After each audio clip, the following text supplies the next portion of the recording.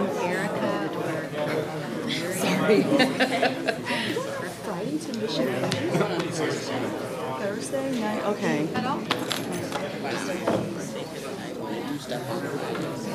Well, yeah. Okay. Maybe I'll go try. How long is the thing? Like an hour and a half? She said it was 2 hours.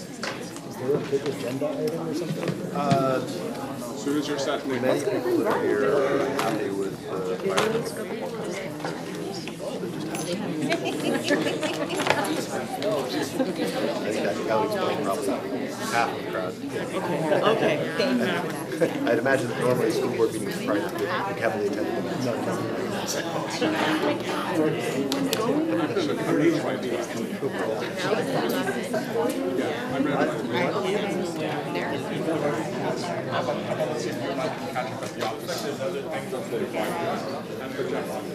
Okay, I'm going to try to do that. I was like, that's why I want to ask you who's going if there's no representation. Just you and me, we can go represent.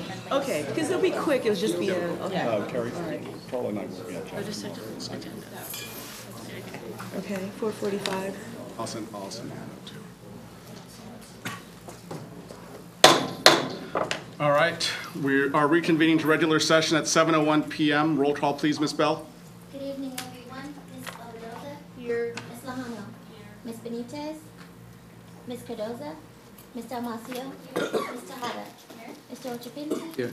Mrs. Yamahiro. Present. Ms. Salahuddin. Here. And Mr. Lee. Here. Ms. Lajano, would you lead us in the pledge? To the flag of the United States of America and to the republic for which it stands, one nation, under God, indivisible, with liberty and justice for all. All right, item 8, approval of the agenda. Are there any changes to the agenda, Dr. Deloria? There are no changes to the agenda. Move that we approve the agenda. All those in favor? Aye. Opposed? All right, item 9, there is nothing to report out of closed session. All right, item 10A, JUHSD Student of the Month, Ms. Basuino. All right.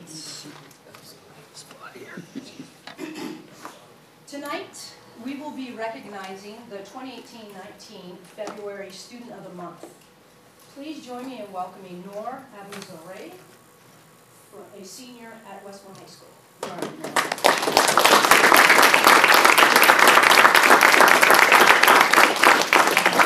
Jefferson Union High School District Student of the Month program is remaining standing. It's designed to recognize the many outstanding achievements, both in school and in the community, of the students in our district.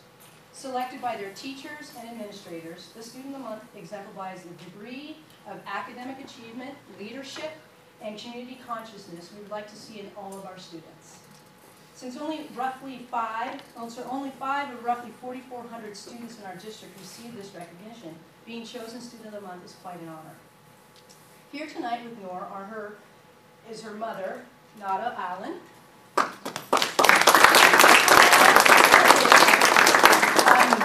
And then her brother, Mustafa Abuzar. You guys can sit back down. And then her father could not make it here, Salme, because he's working. Okay? So the first description is from by Noor herself. She says, I am 18 years old and have lived my whole life in Daly City. Although I was born in San Francisco, I am a Palestinian American. I am the second of 3 children, but the only daughter. I attended Thomas Edison Elementary School and Fernando Rivera Intermediate School. At both schools, I was Student of the Year, and in 7th, as well as in 8th grade, I won the district spelling bee.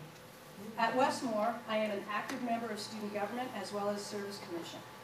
I love to read, draw, and in my spare time, which at this point in my life is rather rare. My mother is a teacher at a private Islamic school in San Francisco where I volunteer on days off, and my father owns a deli where I help out whenever I can.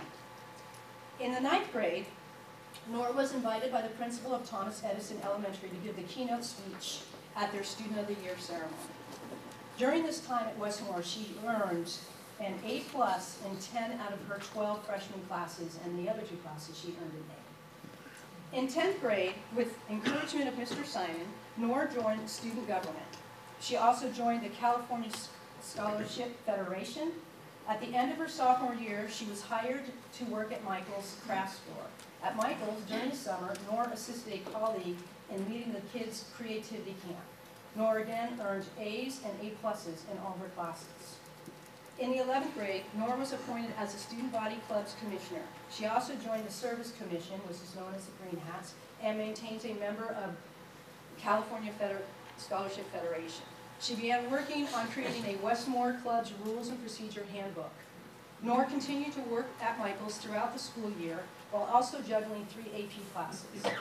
The summer after her junior year, Nora became the primary person in charge of Kids Creativity Camp. At the end of July, Nora decided to resign from Michael's so she could focus on Westmore student government welcome back activities and her senior year of studies and college application.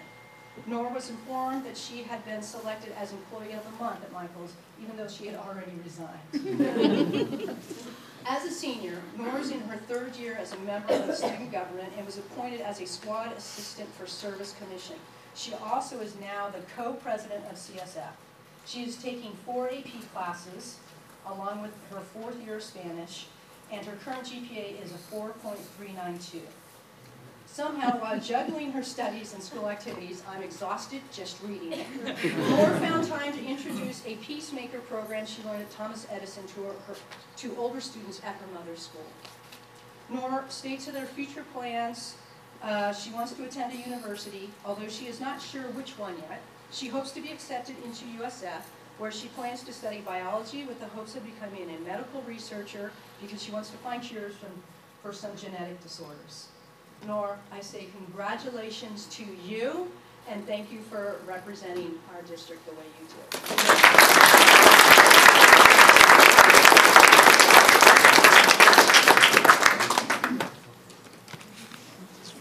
Congratulations. Come on up for photos.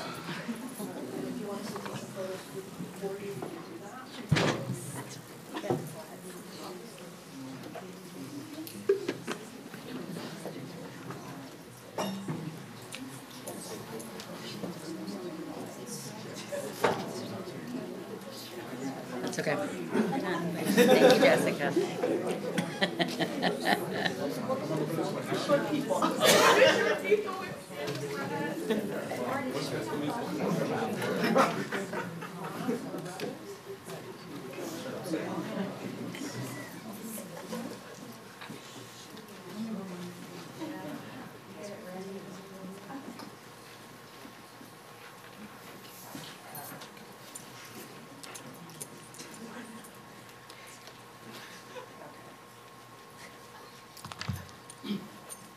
Don't go running off. I have to use two cameras here. 1, 2, 3. Okay. Now mom's phone. The important one, right? Wait a minute. Just hold it. Yeah.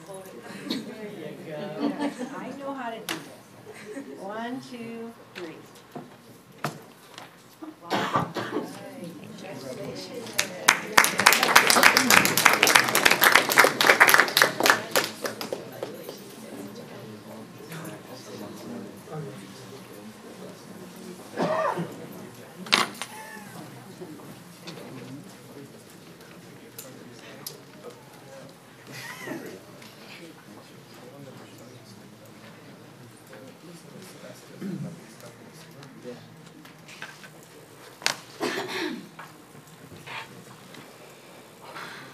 All right, item 11A, board report. We'll start at the other end of the table. Ms. Obadoza.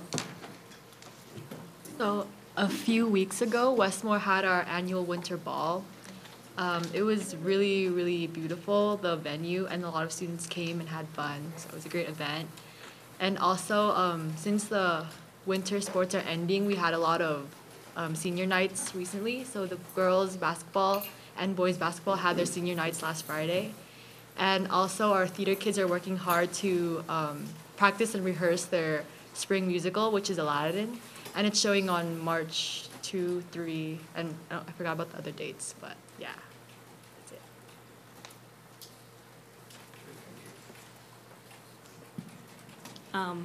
For Oceana, our winter sports are ending as well, and our spring sports have just started. Currently, school-wide, we just ended selling Valentine grams, which will be delivered on Valentine's Day. And we're currently having our sock and hygiene drive, and that'll be until March. And in ASB, we're planning our annual Spring Fest, which is on March 15th, so you guys should come. And yeah, that's basically it. Our spring sports have also started. Yesterday I went to our advisory board meeting. We have a lot of exciting stuff coming. This week for us is a Spirit Week, and the Spirit Days are based on class colors. Every day at lunch we have quad games, and this Friday is the rally. And this Saturday is our winter formal. And we also have a diaper drive going. It's also food and diaper? Yeah, food and diaper drive. Need to know more about that so we can donate. Okay. So my daughter plays basketball for Jeff, so it's just been all about basketball lately. We had 2 board retreats that we went over the budget, and the LCAP Jefferson had their crab feed to support Jefferson sports. It was a lot of fun, great crab. I made 5 baskets for the silent auction. And let's see, I went to the Mission Fusion preview. It is an amazing show.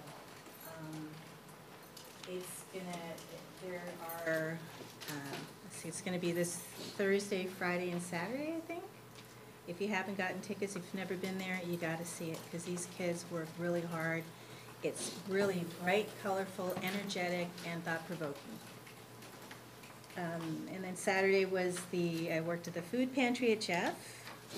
They had ordered double the food from last month, and it's from 10 to 11:30. We were out before 11 o'clock. And then you had seniors coming, about 11:15, and there was no food left. So it was really sad. So I believe they're going to be ordering triple, because actually we get a lot of seniors who are elderly coming to the food bank, getting rides or taking the bus to get there.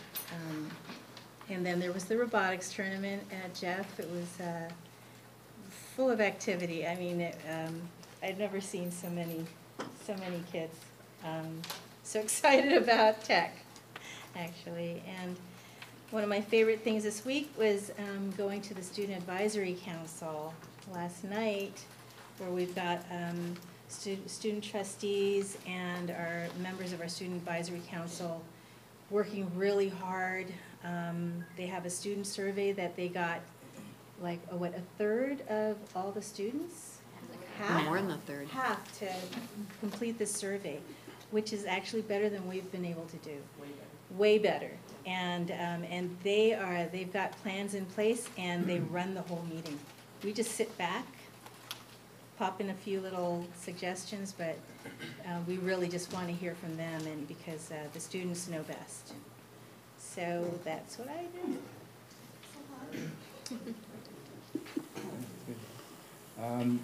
Yeah, it's good to be at a few events. One for Jeff fundraiser on the weekend, and of course some of the rivalry games.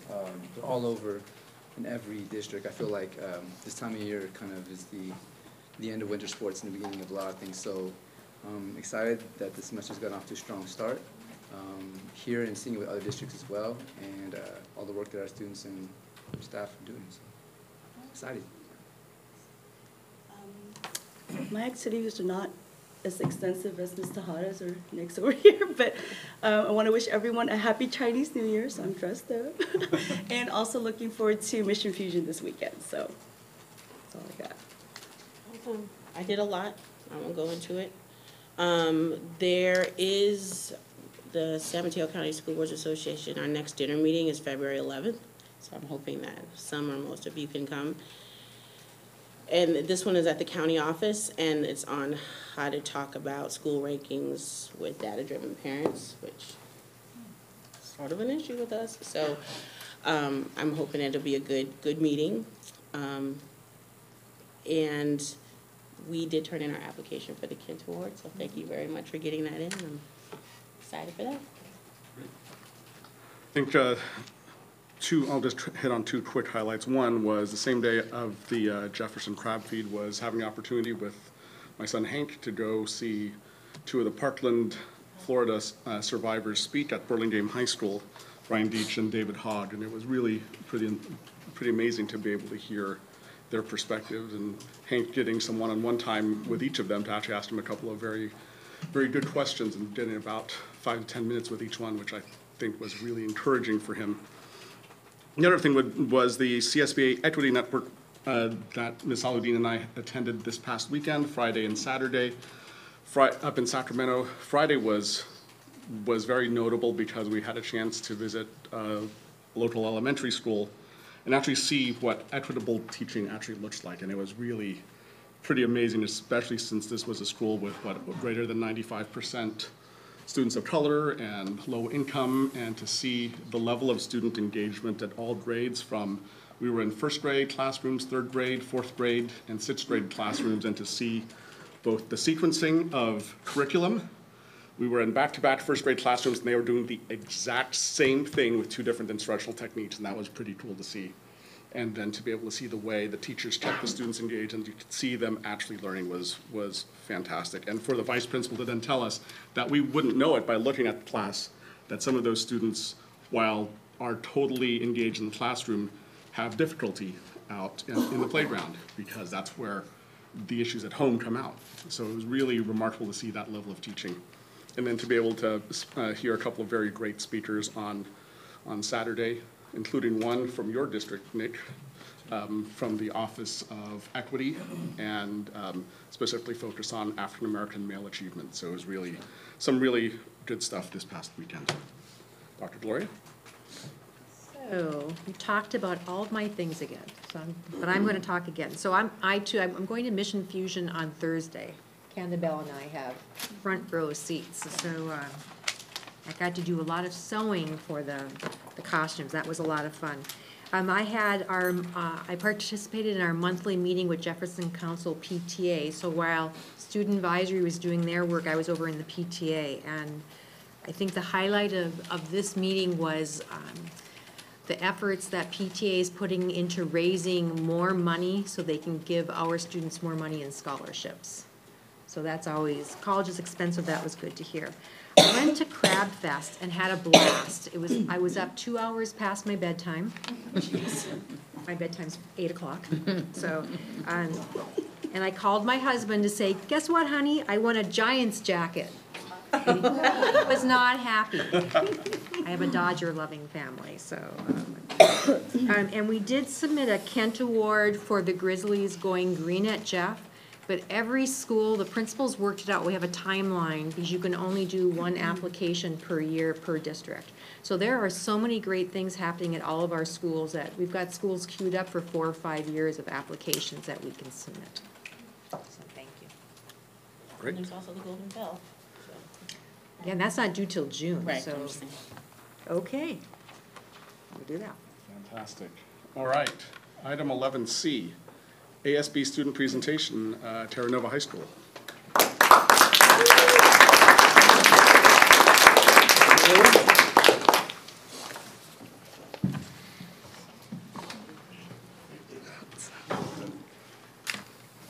Is this what I'm using? Is this our clicker? Yeah, okay. Just want to make sure. Test it just to be sure. Yeah. Okay, awesome. Thank you. All right, so I'd first like to introduce myself. My name is Sarah Olson, and I'm Terra Nova High School's ASB president. And I'm Joel Glassman, and I'm the ASB treasurer. And we want to thank you for your time tonight because we're really excited to be able to share with you a little part of Terra Nova. So to start off, I want to talk a little bit about Terra Nova in general.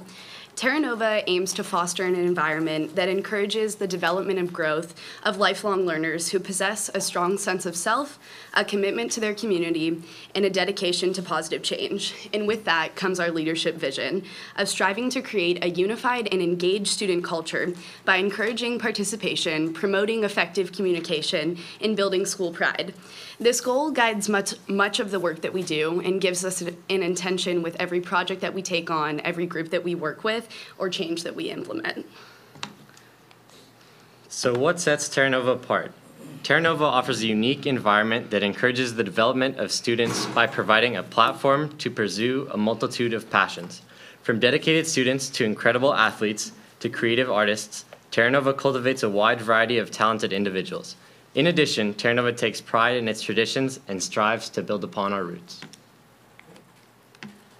Terra Nova's culture also emphasizes the importance of academics while creating a culture in which each student has the opportunity to challenge themselves as thinkers, while being given the tools necessary to achieve excellence. Terra Nova offers over 10 AP, honors, and enriched courses. Students are given the chance to accelerate their learning and at their desired pace. In recent years, we have seen enrollment in these courses increase, calling for additional units of certain classes, and currently our academic profile reflects that. Year after year, Terra Nova exceeds the national and international pass rates for AP testing. In the 2017-2018 school year, AP Language and Composition had an 100% pass rate, with more than half of the students achieving 5s on the test.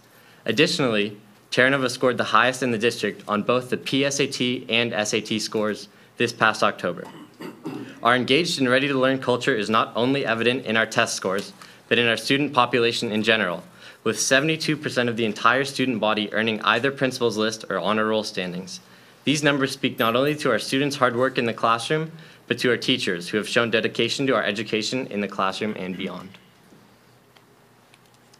To continue on talking about some academic courses that we offer, I wanted to touch upon our yearbook and journalism programs. Our yearbook staff is comprised of 30 dedicated students who produce a yearbook that is reflective of all of Terra Nova each year. This team deals with tight print deadlines, learns about time management, photography, layout, and other managing skills.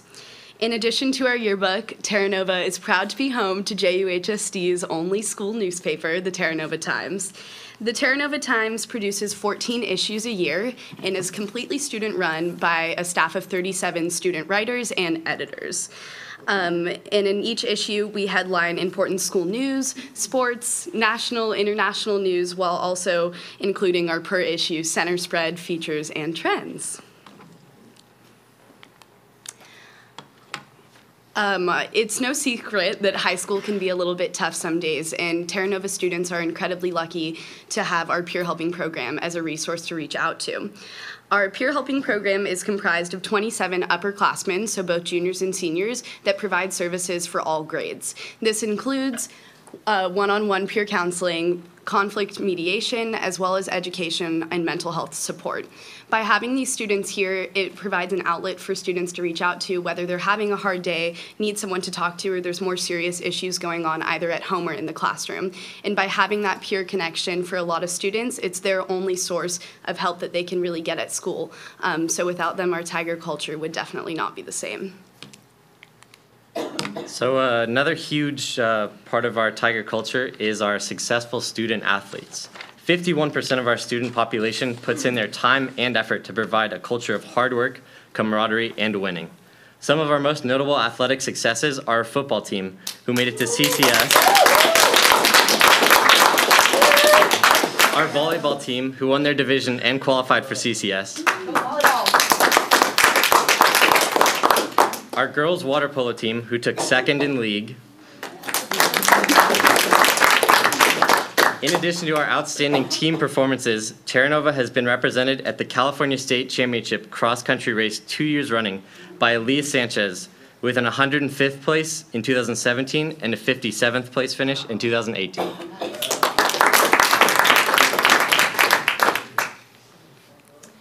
And to continue on to talking about our art program at Terra Nova. So in addition to our Terra Nova band, which is truly unlike any other, we offer not only our marching band, but our jazz band, color guard, concert band, and musical pit. These musicians are passionate about every piece they play, and their hard work is apparent as Terra Nova band continues to earn top spots at a variety of competitions.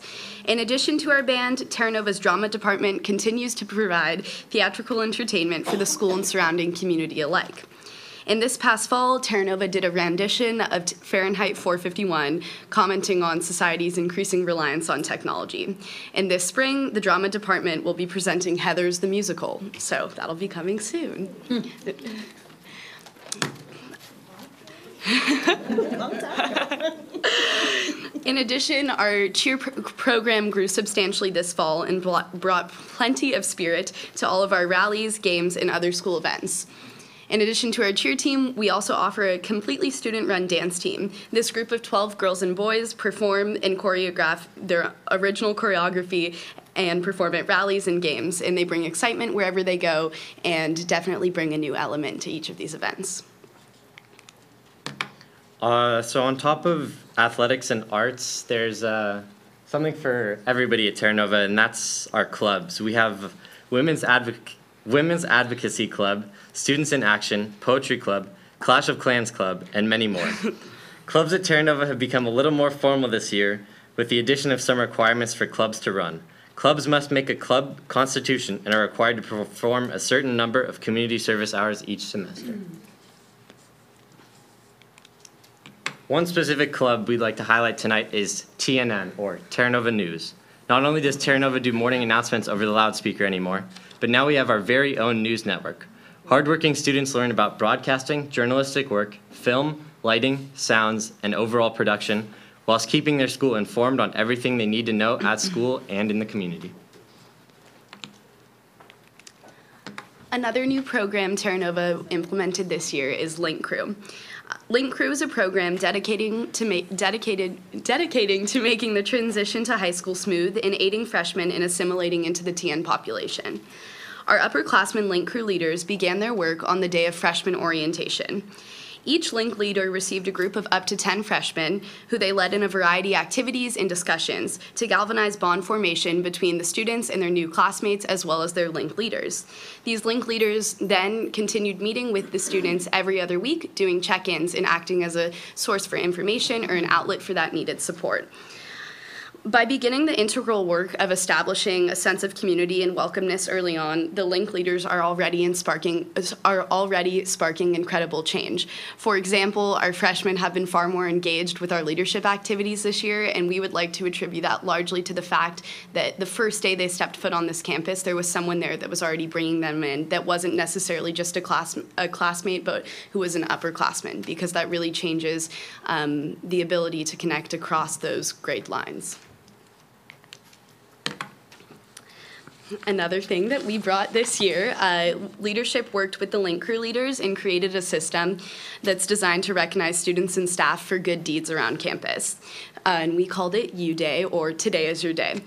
It works by sending a nomination form to both students and staff through email every other week, and students and staff can then nominate one another if they see each other doing a good deed or are feeling extra thankful for something that someone did for them. We chose to implement this program in a way to create a compliment chain or a thank you chain. And by doing this, we've been able to see staff not only feel more appreciated and students to feel like they're being recognized, but to encourage that positive work and hopefully create that positive feedback loop of positive deeds. So Terra Nova believes that giving back is essential for the community, and this is demonstrated by a variety of community service projects throughout the year. Some of these projects include a school supply drive, a candy drive for the Soldiers Angels, where 25 pounds of candy was collected and donated, 77 warm winter coats donated for those in need of a coat this past winter, flip-flops for children in the Philippines who do not have shoes to wear, and many more. In addition to these donation drives, as Jessica mentioned, we do have one going on right now because we partner them with every single rally that we do in addition to what our clubs are working on. So we have our dry goods and canned food drive and diaper drive going on right now, which is going to the Pacifica Resource Center to be distributed throughout the Pacifica community. And with that, to continue on our presence in the community, we understand that building our Tiger community begins before students set foot on our campus, and that's why we've continued to expand our ways of reaching out to potential new students. For example, Terra Nova attended and tabled at Pacifica's high school fair, which middle schoolers were able to, and their families were able to speak to students and faculty to get a little bit of a better idea of what Terra Nova is like and ask those questions while also being able to look at other schools. So that was a really wonderful way for Terra Nova to begin to address those questions that some families might be having while they're considering schools.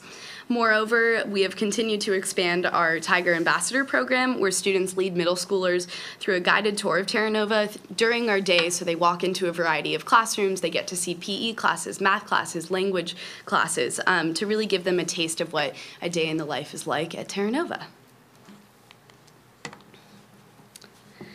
Now I'm going to talk a little bit about the leadership program, which is obviously very near and dear to us. As a zero-period class beginning at 7 in the morning every day, it's easy to say that the program is not for the faint of heart, but I can say confidently that our 54 leadership students exude commitment and excitement about the work that they do every single day that they come to class. Our hands-on, student-based philosophy encourages respect, mindfulness, perspective, and creativity.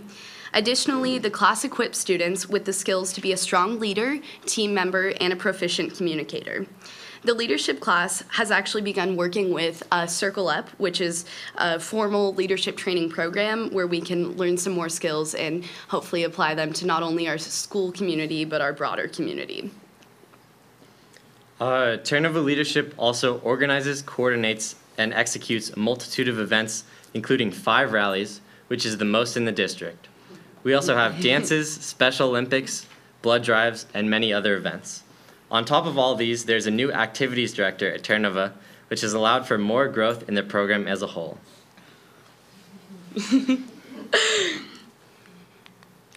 All right, and obviously as a leadership class, we are well aware of the importance of communication. And so every year we aim to improve our communication. And this year, one of my personal goals for our ASB was to streamline communication between ASB and our faculty. And so we've been working to accomplish this by increasing our email correspondence between the two, but also by attending some of the faculty's collaboration meetings. By building that face-to-face interaction at these meetings, the leadership students and staff alike are better informed about projects, events, and goals of each other, making a far more cohesive unit. Terra Nova also introduced our Tiger News Bite newsletter, which is sent to all parents and is accessible on our school website. And this is informing parents of school events, campus changes, or any other important announcements. And moreover, our leadership class still maintains quite the social media following. We're active on all platforms, as you can see. We have Instagram, Twitter, Snapchat, and recently Facebook. So, How we know who because we would like to reach out to our parents as well as our students. Yes. Fine, we know. So we utilize these platforms to highlight our upcoming school events, pass along information, and showcase our Tiger Pride. As you can see, we have some pictures of our Spirit Day points, one of our teachers dressed up in their spirit wear. So that's a lot of the posts that you'll see, but it really is able to encapsulate what a day is like for a leadership student or just for a student who is attending Terra Nova. And we have quite the following base as well, especially our Instagram. We have over 1,000 followers consisting of students, staff, and alumni. So we really are able to reach out to quite a large demographic and engage them in a very relevant way. So as I touched on a little bit before, Terra Nova has 5 rallies, which is something we are really proud of.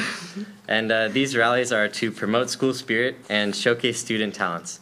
These rallies provide friendly competition between grades and bridge gaps between students and teachers in a non-academic setting.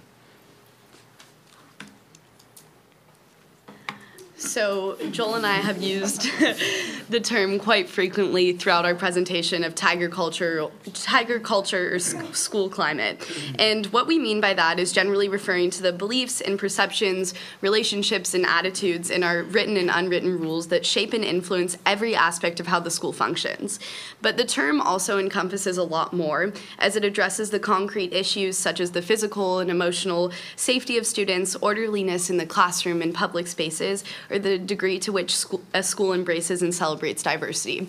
And for us, coming in as ASB, we came in with a lot of goals and wanting to affect a lot of positive change.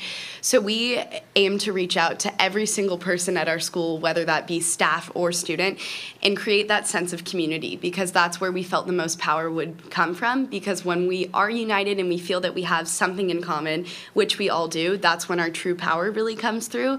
And so whether we're uniting people just about the fact that we all go to Terra Nova or finding things that we can all enjoy doing together, that's what we've really been striving to do in our work.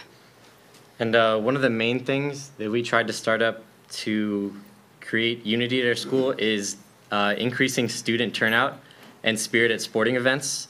And this is why we created a student section, which we call the Tiger Cage, where we lead cheers and hand out Tiger spirit wear. Additionally, Terra Nova as a whole is committed to positive change by being more accepting and increasing student involvement in all activities. And that concludes our presentation. We'd like to thank you for your time.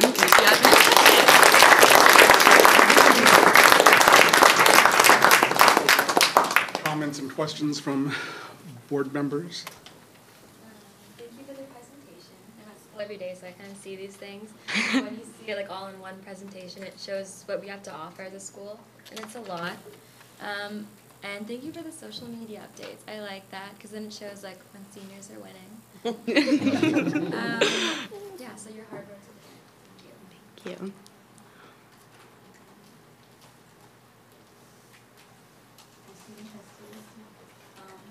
I go to Oceana and our school is really small, so I've never seen like the level of spirit that you guys have, so I really admire that.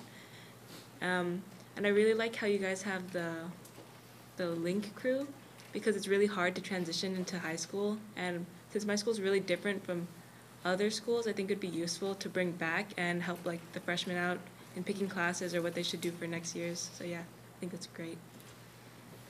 And I also liked that program that you guys do. I think it's called U something. What was it called? U-Day? U-Day. Yes. I think it's like it really cultivates like a positive atmosphere when you recognize another person for, you know, like doing something positive. So, yeah. Great presentation. And Thank you. you. Both are incredible public speakers. Terra Nova, you have to be proud of these leadership students. I'm really proud of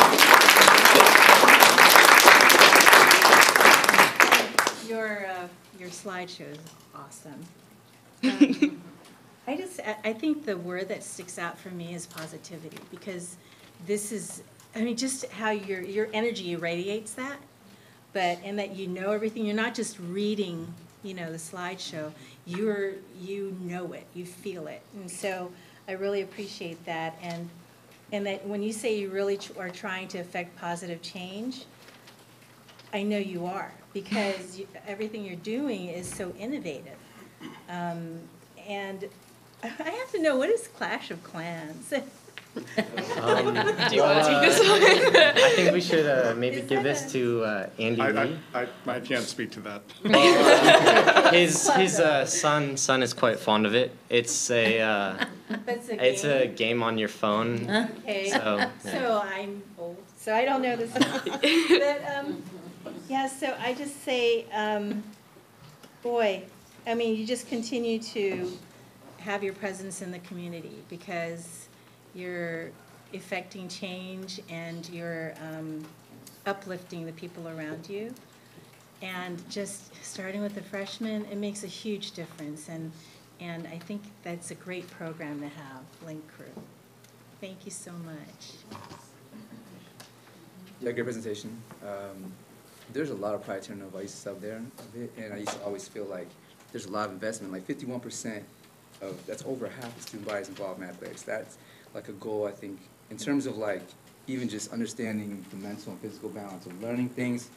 Health and fitness is a big part, and I always feel like my students benefit from doing a lot. And so like all of this, a lot of this thing is extracurricular, but a lot of times we say co-curricular, because these things do actually play a strong role in our education.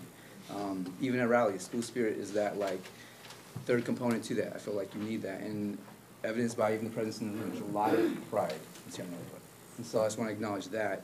And a few things, I mean, you all ran it down better than I could, so just to point out, TNN is cool, because I actually had to study CNN for a long time. Journalism is interesting, right, nowadays? Yes. You gotta say fact check everything, and there'll be news tonight, right? So that you're doing that, and you have the school newspaper, supporting print journalism, those are things I feel like being older, like, we may not keep up with everything in terms of like technology, but like those of us who are seeing it through our families, I feel like a lot of that is translated through our schools and our communities. So like that presence, online and offline, means a lot. Because people see you even if they can't make it. Like I wish I could be there more often, but I don't live in Pacifica. It's hard for me to get out there sometimes, right? So whenever I do get a chance to be out there, I appreciate this because I feel it every time I go out there. My question would be actually one, the Tiger Cage, is that at every sport or just like some? So the Tiger Cage was something that we thought of this year, and we're beginning to implement it in all of our sports games, but we started with football and basketball because those are where we get our biggest crowds, but we are looking to bring it to all sports. I'll go to other events and I feel like this is an opportunity to like integrate those things. So yeah, the work, and also to see work across districts. I know that one of our students, El Camino, started Dream Boxes, and to see that spread across districts and locally to enhance that. Like even with the video announcement program at South City, they have a strong one doing that, and I feel like those are the kind of things seen in different schools bring our community together in different ways. So keep doing what you're doing. Yeah, Tiger Culture. I'm gonna hashtag that when I retweet. Good. Check us out on Instagram too. All right. So yes, to add to Nick's comments, great presentation. I'm very impressed with your public speaking skills. Actually, it was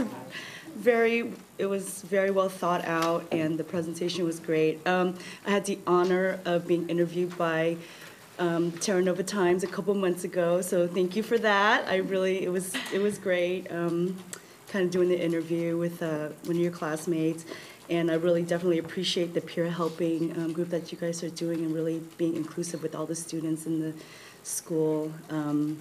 Also, the variety of community involvement I think is really important. I'm glad that you guys are doing something like that, and also at an early age to really, inspire everybody to just, in the community to really help out. So that's great.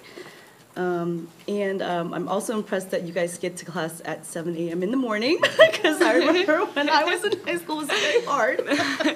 So to be there is definitely commitment, and it'll go a long way when you go to college and when you have your regular job. But anyway, thank you very much. It was great. So keep up the good work. Really appreciate it. So first, Mr. Escalante, thank you so much for coming here tonight and bringing the students. You can tell you're doing a fabulous job with them, so thank you for all of your work.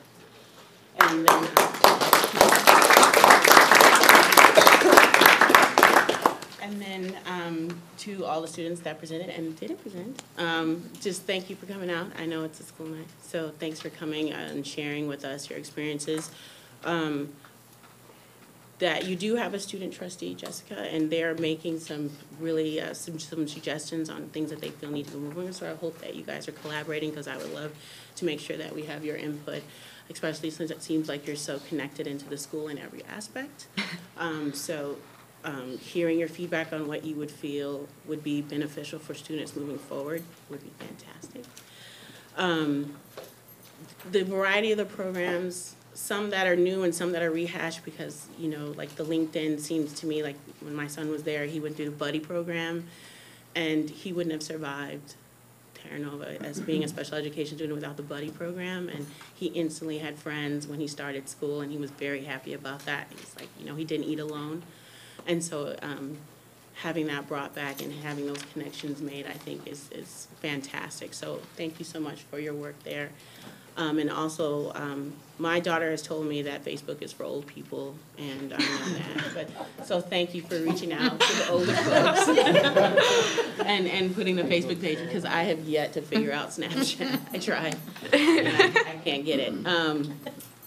And so again, I'm just so happy for all the staff and the site administration and the principal, Megan Carey, and all the work that you guys have done together. Great presentation. Thank you so much. Yeah, fantastic presentation. I mean, it's fun. It's just fun to see both of you out there, since I've known you both since you were both, toddlers, and so it's really just delightful, frankly, to hear the fantastic presentation that you put forth. Hank actually kind of disappeared Sunday afternoon. We didn't know where he was. When he came home, he said, "I was at Home Depot getting stuff for the rally, Dad." Yes, and when that Terra Nova, or when the Tiger Pride Facebook friend request came, all of us were looking at you like, Do you know who that is? Then, you know, so that was actually rather amusing. Great job on the various, the diaper drive, the canned food drive, all that stuff. It's fun to follow that stuff on Instagram, actually. It's really great. I didn't realize that you guys were doing some work with Circle Up, and I think that's really just fantastic. Really, you know, for all the equity work that needs to be done across all of our schools. Like, the fact that 54 students in the leadership class, thank you, Mr. Escalante, for bringing that to the group, and the vision both you and site administration have to be able to make sure that that equity work, which is so necessary when we have, you know, again, all of our schools are majority non-white, and it's really important to be able to recognize that and to be able to reach all of our students across the board. So thank you, both of you, and extend my gratefulness to the other 52 leadership students as well. You can even tell Hank for me, because I probably won't see him tonight. So really fantastic, fantastic work. And by the way, I appreciate your humility, Sarah, because I noticed that Joel spoke specifically about the successes of water polo and swim, and I know it might have been a little weird for you to say something about that. So I appreciate that. So I agree with everything my colleagues have said. There was something that really connected with me during your presentation, and that's the efforts, the great efforts you go to include everybody at Terra Nova. For many students, not only at Terra Nova, but all schools, the best part of their day is when they're at school. And so when you can include them and find ways to make them feel a part of a larger family, as someone who was homeless, I would have loved something like that. So I just wanted to underscore that inclusive nature of your work, and I really connected to that, so thank you very much. Thank you very much.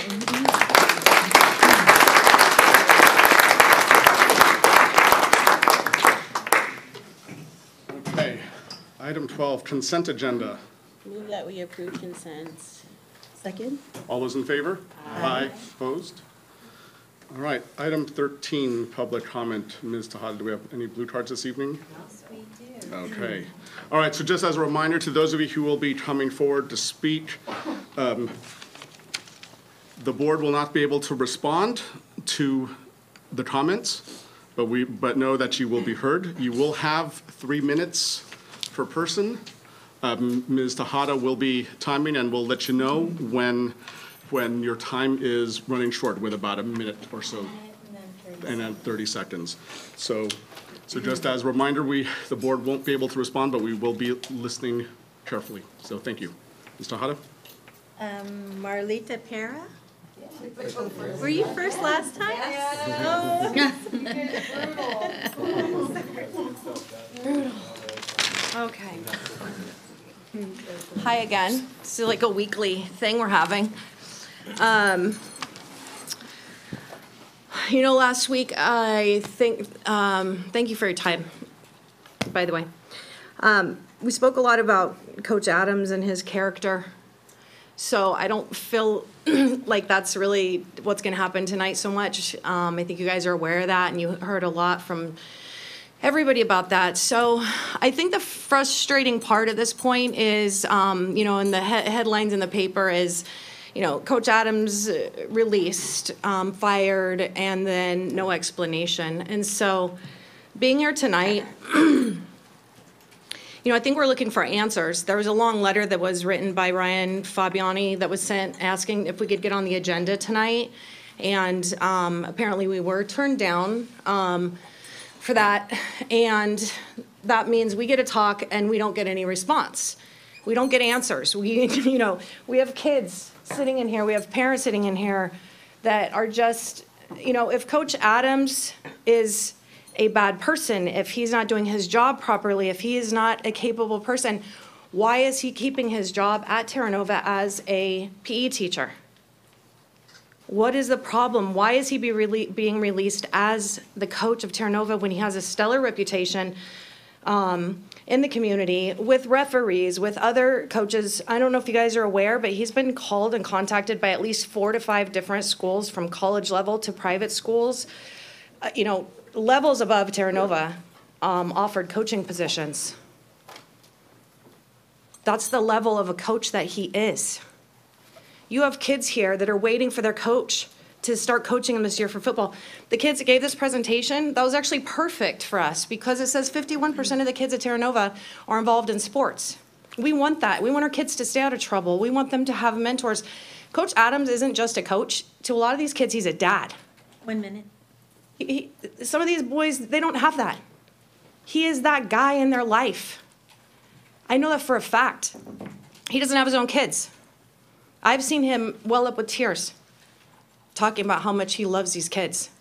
So I don't know what Miss Carey has, her personal vendetta against him. It is very clear and has been clear. My kids aren't at the school anymore, so I won't risk her doing anything to my kids. So I'm just gonna tell you, it is a known fact since she became principal, maybe before, that she deeply, deeply dislikes Coach Adams. And if she gets to make a choice, one person makes a choice that gets to affect 75 kids, plus their parents, and they're not able to go to this school and enjoy their athletics, the thing that keeps them out of trouble, the thing that keeps them in shape, the thing that keeps them mentally focused, why does she get to make that choice? And there's no explanation, and then we haven't even been able to get on the agenda so that we could, have some communication with the board so that we could get some feedback. There's just questions everywhere here.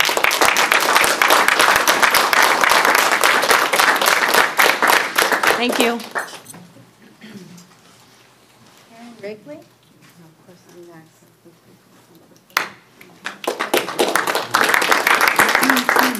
I write mine down because it takes a little bit of time to think about all this.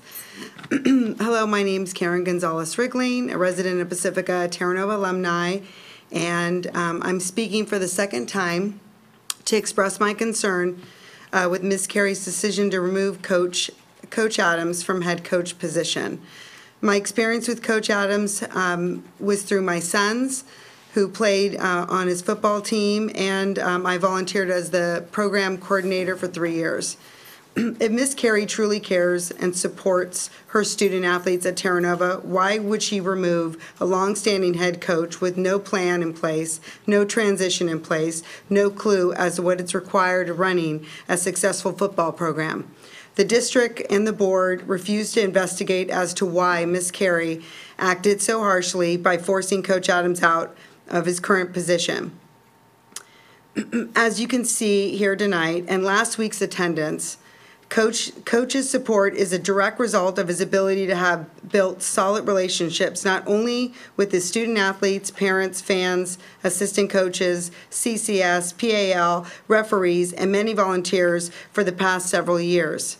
Ms. Carey's decision was not based on looking after her student athletes. If that were the case, she would have asked them for their opinion, at least had a conversation with them. In the years my sons attended Terra Nova, I personally witnessed Ms. Carey's biased, negative, unsupportive opinions towards Coach Adams, the players, the parents, and the fans. A good principal requires high-level skills, such as people skills, interact with a lot of people, including students and parents, problem-solving skills with the ability to look at all sides of the situation, fair and balanced. Communication skills with the ability to communicate beyond email exchanges with the desire to keep your office door open, inviting for an open door policy for students and parents. Leadership skills with the ability to lead the best interests of our students and student athletes. That should be a priority above our own personal opinions. All I ask is this opportunity to explore Ms. Carey's decision. As you can see here tonight, it not only affects the coach and the players, but the entire football community. Thank you.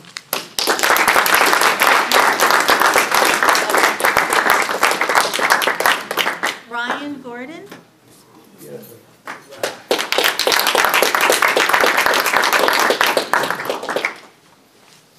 Thank you again for hearing us. Just a quick heads up, you're going to keep hearing from us until we get some answers. So I'm here again to speak about Tim Adams and his unfair treatment from the Terra Nova administration. I think what is really bugging everyone here is the fact that the Terra Nova administration or the Jefferson Union High School District Board is not giving us answers as to why he was dismissed as a TN football coach. Over the past week, I've spoken with a lot of people in the Pacifica community. Whether the board or the Terra Nova administration wants to admit it or not, athletics is a large part of what makes Pacifica and Terra Nova a great place. I'm a lifelong Pacifican and have been involved with numerous sports organizations, coaching AYSO soccer, CYO basketball, and a coach and board member for Pacifica American Little League for 13 years. Pacifica American Little League is widely considered one of the top Little League organizations in San Mateo County. The reason it grew into this is because when we as board members had tough decisions to make, the question we always asked ourselves, what is best for the kids that we serve? That question was not asked when this decision was made, because this is not best for the kids. I think everyone here agrees with that. I'm sure you guys are aware, Terra Nova's enrollment is drastically declining. And decisions such as this by the administration is the main reason why. I have a freshman at Terra Nova. He has 10 best friends that he grew up with. So out of the 10 of them, you know how many of them goes to Terra Nova? Just one. 9 of them don't, because of decisions like this, okay? You guys are putting the kids in a bad spot. One other thing to think about, there's a lot of frustrated people in Pacifica, and it seems every year there's some sort of tax bill on the ballot to benefit Jefferson Union High School District. I have always voted yes, no question about it. Decisions like this and not getting answers as to why they are made, well, guess what? Me and a lot of other people are going to start voting no on these things because we are frustrated and we've had it.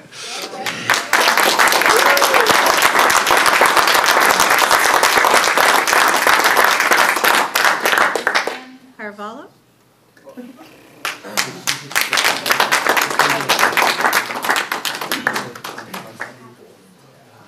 My name is Aslan Carvalho. I'm a senior at Terra Nova. I played football last season.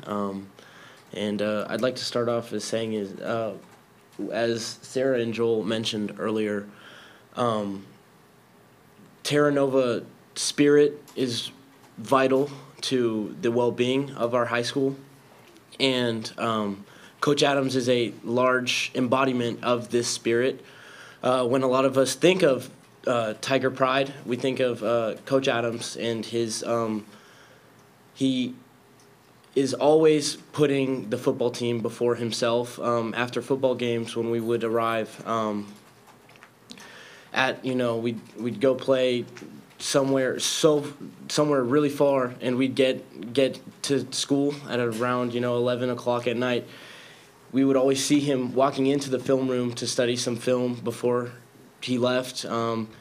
He was always complaining about how he would get to like 2 to 3 hours of sleep each night because he was thinking about football or preparing us and preparing the film for us to to better ourselves. And he's a big staple in our community, and it's a selfish decision made by Miss Carey to not think of the students that she is representing in making this decision. And a lot of us are very hurt by this, and a loss of respect also. Thank you.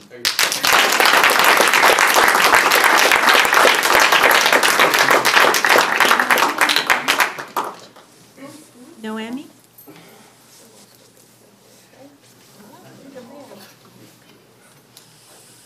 Good evening. I'm a mother of 3 boys. My older son graduated from Terra Nova, and 2 currently enrolled.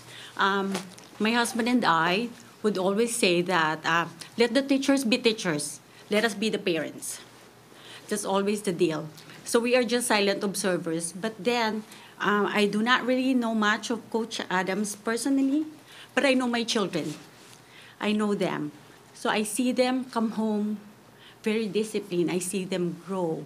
I see them become very responsible. Game on Friday nights would sometime end at 11, then come home around 12, and then there is a practice the next day.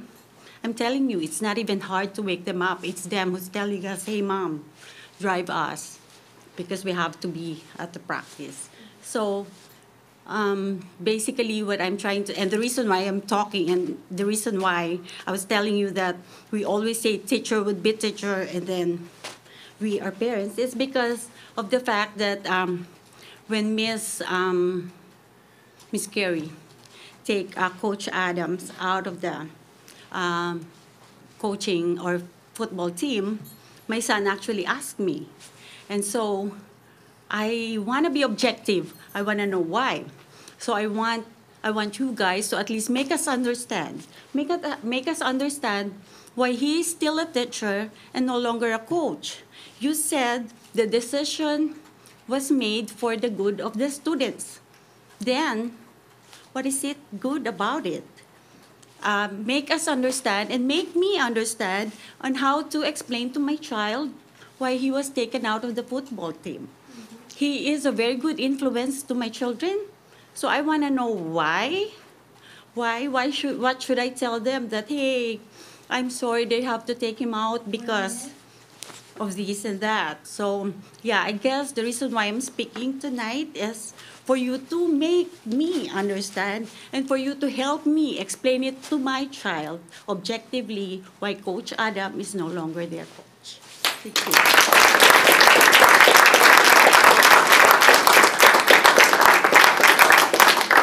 Brian Marwhite.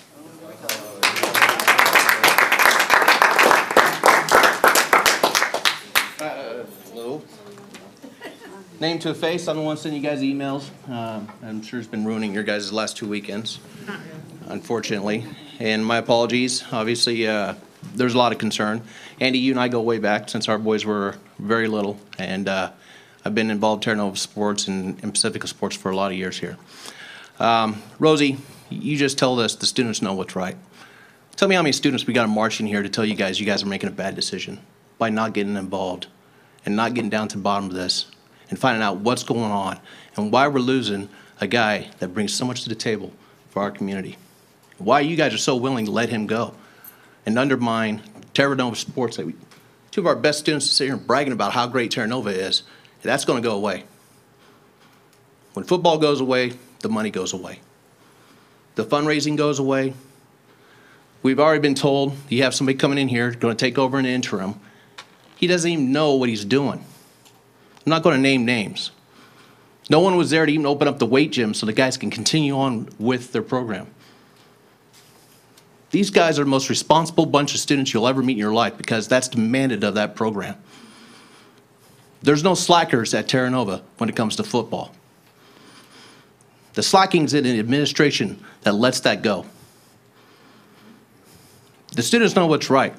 How many students am I going to have to march into here to get you guys to open up your eyes and realize that something's wrong here? I'll pay for the potlucks out there in the damn hallway by myself if I have to. I'll bring them. I'll keep bringing them. We're a tight-knit community, and we want answers. We want to know what's going on. This is a personal vendetta being exercised, obviously, because if it's not, he wouldn't still be teaching at Terra Nova. So the silence that you guys keep giving us, that's only going to work for so long. The truth is going to come out. Remember, social media, these guys are good at social media. 1 minute. You guys are all elected boards on this, or board members here. Our votes put you guys in those positions. You work for us. You can at least give us some answers and tell us why you're letting our program go to hell in a hurry. I'm done. Thank you.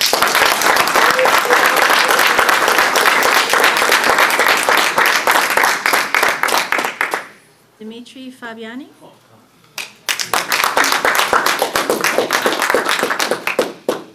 Well, I don't know how I'm going to follow up my dad like that, but I guess I can try.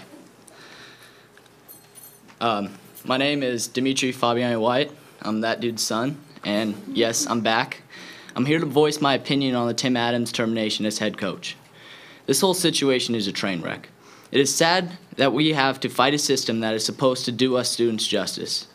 I know you are good people, but I feel you're making a bad decision. I, as a student at Terra Nova, feel that Tim Adams cares about me and all of his students alike.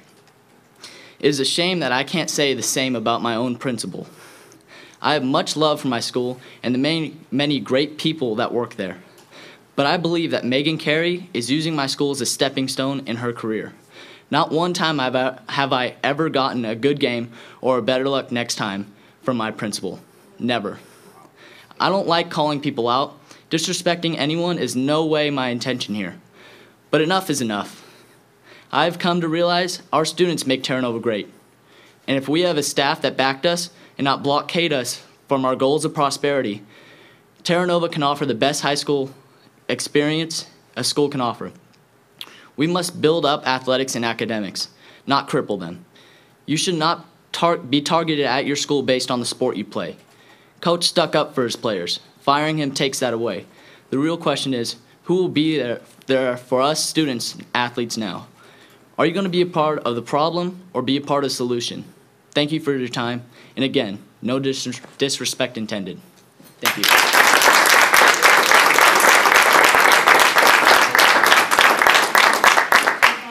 Fabiani Wyatt.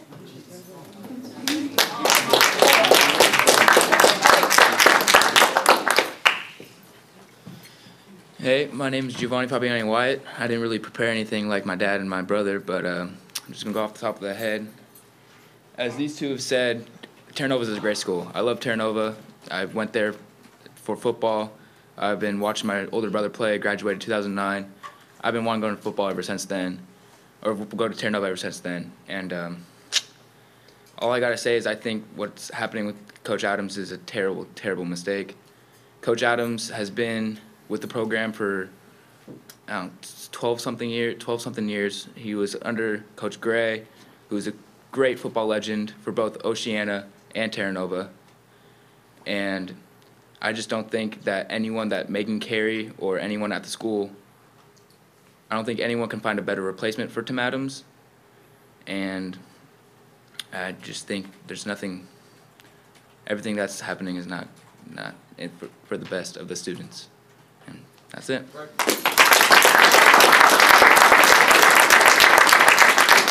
Jason Julian.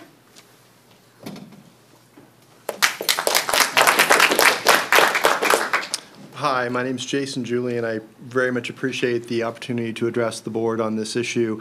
By way of background, I have two children who attend Terra Nova. My son Jared played for Coach Adams and also had him as a physical education instructor. My daughter Anna also had him as an instructor. And let me tell you, I will always be grateful for what Coach Adams has done for both my son and my daughter, for the guidance he's given them and for what he's taught them. I think I'm adding my voice to a great number of people at the last meeting and this meeting who've expressed those sentiments to you, and I think it's important that you know that.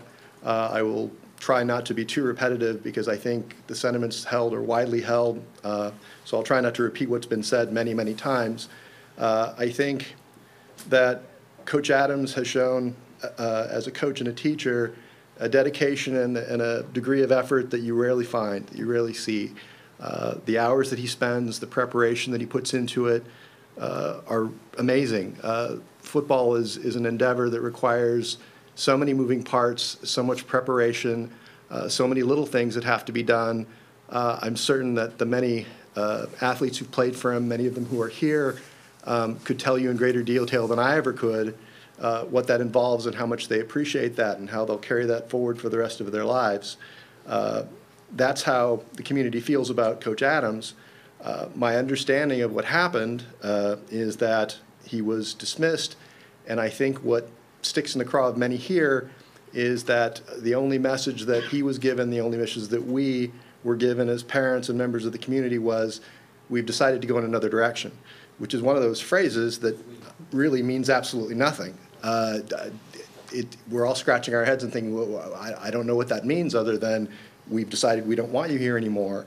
I think 1 minute. In a small community like Pacifica, I didn't grow up there, but I've lived there for the last 20 years, and I love it there. It's my home. I think in a community like that, making a decision like this without any dialogue, I think sends the wrong message. I think it creates a real tension and shows just a simple amount of disrespect for the community and for people who want answers. I think if this action is warranted for any reason, I think what you hear people asking for is tell us what the reasons are. And I think, as you can gather, they would be widely disagreed with. I think I understand in terms of process, this is a decision for the board to make, for the school administration to make, and perhaps there's nothing that we can do to direct it, but I think at the very least, at a minimum, I think the community is owed an explanation just as a matter of respect. And that's all I have to say.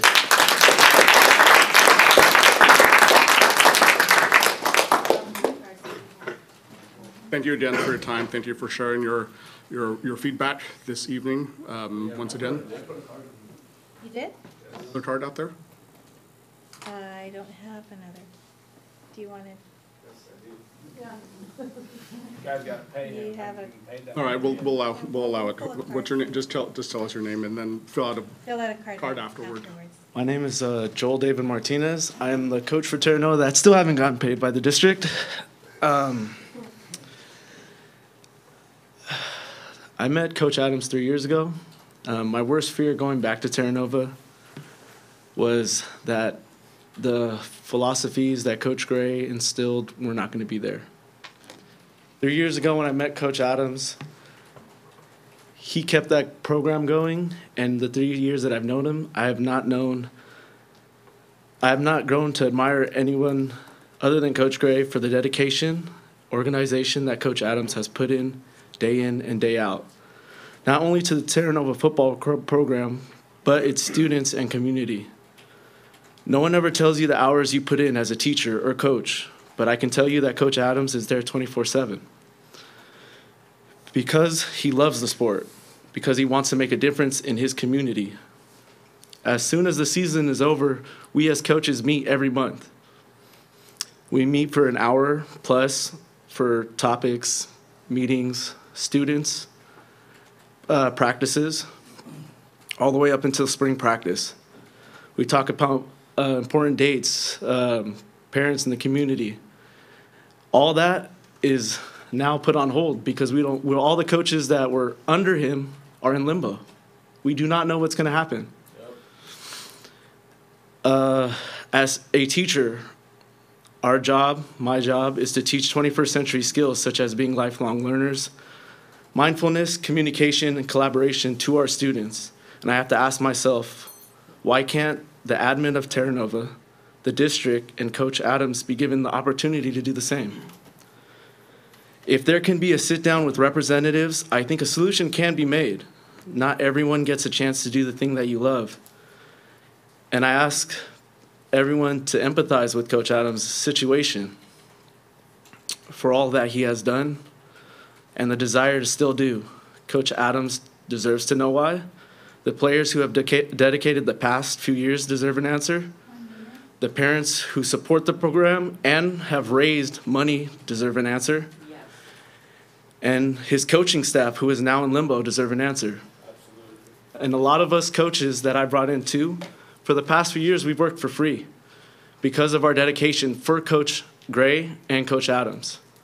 So not only are you going to be looking for a varsity coach, but you'll be looking for a whole staff. That's right.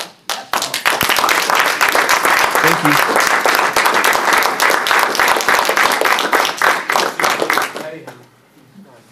All right. Well, thank you again for your time, for coming to voice your concerns and your opinions on this topic. Thank you very much. And is there any way anyone could explain how we could get on the agenda?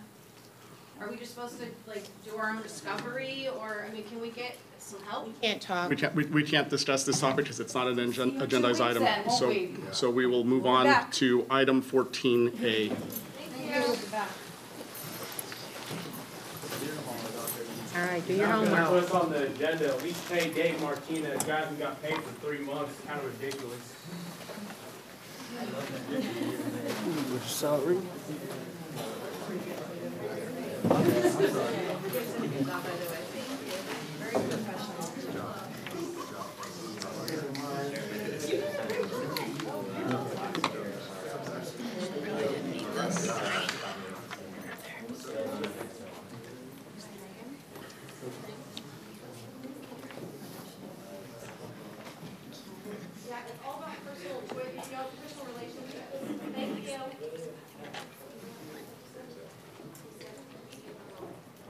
All right, Ms. Van Rapport's item 14A1, update on facilities, safety, and security. Thank you, President Lean, members of the board. Tonight, the Director of Maintenance and Operations, Marcus Peppers, and our Director of Construction, Stephanie Phillips, and I are going to provide you with an update on our facilities in terms of safety and security that we've been working on this year. But before we get started on that, I've asked Ms. Basuino to just kind of give an overview of a couple of the safety initiatives that the district is working on as a whole, because facilities is just one small part of that. So, Ms. Van Rapsport was looking through some documents, and she found this on a website, and she thought this would be great to put on our website. And, you know, what are we doing, and what can we show to families that we're being proactive? So we reviewed it, and we just listed a bunch of things that, you know, as a family member who's sending students or even as staff, hey, what are they being proactive on? What are they doing? And this just gives you a list of a different variety of things. Obviously, we're taking into account relationships and culture. We do that in with a Circle Up. We do our Healthy Kids surveys every year. Leadership, you listen to the leadership kids. All the schools have leadership, and they're always talking about ways of getting students involved and parents involved. And then the ongoing training. So we're very, very fortunate to be in the San Mateo County because they are well above other counties when it comes to student safety. So they've done their threat assessment protocol, they've done their sexually exploited children, their suicide prevention, and all of this comes down from them, and they're willing to go and to the school sites and meet with the students and meet with the staff and train, and it's ongoing. So we're very, very fortunate. And then there's your regular earthquake and fire safety emergency responses. Social media is up there because things happen on social media, and then we're aware of it. So definitely want to be aware of how to, you know, respond to certain things, who to call, when to call. And then, of course, our partnership with local law enforcement. Very, very fortunate. It has improved, and it's always improving. And then we've had, you know, our drills, our lockdown, our window covers. Thank you, Marcus, for working at all our school sites. The fingerprinting process, this is when we hire people, you know, they have to be processed appropriately. When people are going to be joining our overnight field trips, you can be assured that they're not going unless they've been fingerprinted and passed all the processes. Safety committee and district management, district risk management, we do meet, and we are always trying to figure out what we can do to better our practices. Just recently, Dr. Deloria sent out the Parkside, what is it called? Parkland information, and I was at Terra Westmore yesterday, and their admin team was reviewing that report. So they are being very proactive. Improved communication tools. So these are definitely things we're always looking at. How can we improve? Climate campaign. See something, say something. That's on every website. Unfortunately, kids don't look at websites, so we're always trying to figure out which ways, right? You're not going to go, oh, I think I'll look on the website, because that's how we do things. So we're always looking at different ways to get that information out, and our access to wellness counselors, I think, is extremely vital when it comes to all our schools, restorative practices, things that we've been building on, our internal alert system, which is really just someone going over the loudspeaker and saying, lock it down, okay? Visitor management, everyone needs to check into the front office, make sure doors are shut, make sure there's one entrance, and if there isn't one entrance, to make sure that the other entrances are you know, locked down if they can be, and there's a lot of signage, and then people be aware of stranger danger. Protocols and trainings, additional installation of gates and fences, which Marcus will talk about, updating video cameras, and then traffic control, which we just handled down at TN. Thank you. Good job over there. So these are some things, and then we'll update these as we see fit, but I've shared this with other administrators, and this is what we have for right now. So I would hope that as we add more things, we can put them on here and keep it updated. Thank you. So thank you, Ms. Basuino. We're going to ask Mr. Peppers and Ms. Phillips if you guys can come up, because we kind of are going to tag team this. So as we've been having these conversations about safety and security this year, we've been looking at what has been learned from previous tragedies in hopes that we can help reduce the chances of that happening in our campuses. Each year, there are new schools that are having to contend with lasting impacts of school shootings. Firsthand, the impact that even having a scare on your campus can have. And we know there are precautions that we can take to make our campuses less vulnerable. So we have used a lot of different tools in coming up with our focuses. So some of them I've shared with you if you'd like to take a look at them in your spare time, but specifically, AXA had a presentation at the CSBA conference, and it goes into a lot of detail about what has been learned from the recent events. I just was gonna click on one, but we'll see if I see it right away. But just really on looking, oh, here it is. But, you know, looking at what's behind school violence and what are the main factors. As you can see on this slide, what they came up with are bullying and marginalization, weaponized social media, adequate access to mental health, media coverage, firearms. And those are, none of those things happen to be facility related, but there are other pieces, let's see, that they learned about as well. And they put them all together in one toolkit. And I wanted to show you this, that the toolkit has resources for a number of different things, and that only number 9 is really related to facilities. So this is just one small part of what all of our campuses are doing to try to make our campuses as safe as possible. We need a comprehensive, multi-pronged approach to safety. And so I just wanted to highlight that these tools, they address facilities, but they address a whole lot more too. And so we used these tools along with our tools from our county. As Ms. Basuino mentioned, San Mateo County has a collaborative multi-agency group that's called the Coalition for Safe Schools and Communities. And both Mr. Peppers and Ms. Basuino have been active in that coalition. And it also includes fire department, public safety, law enforcement, behavior health, child welfare, probation, county council, government agencies, and youth and other youth organizations. And so the checklist that we used in looking at our facilities is similar to the checklist that is being developed by the Coalition for Safe Schools.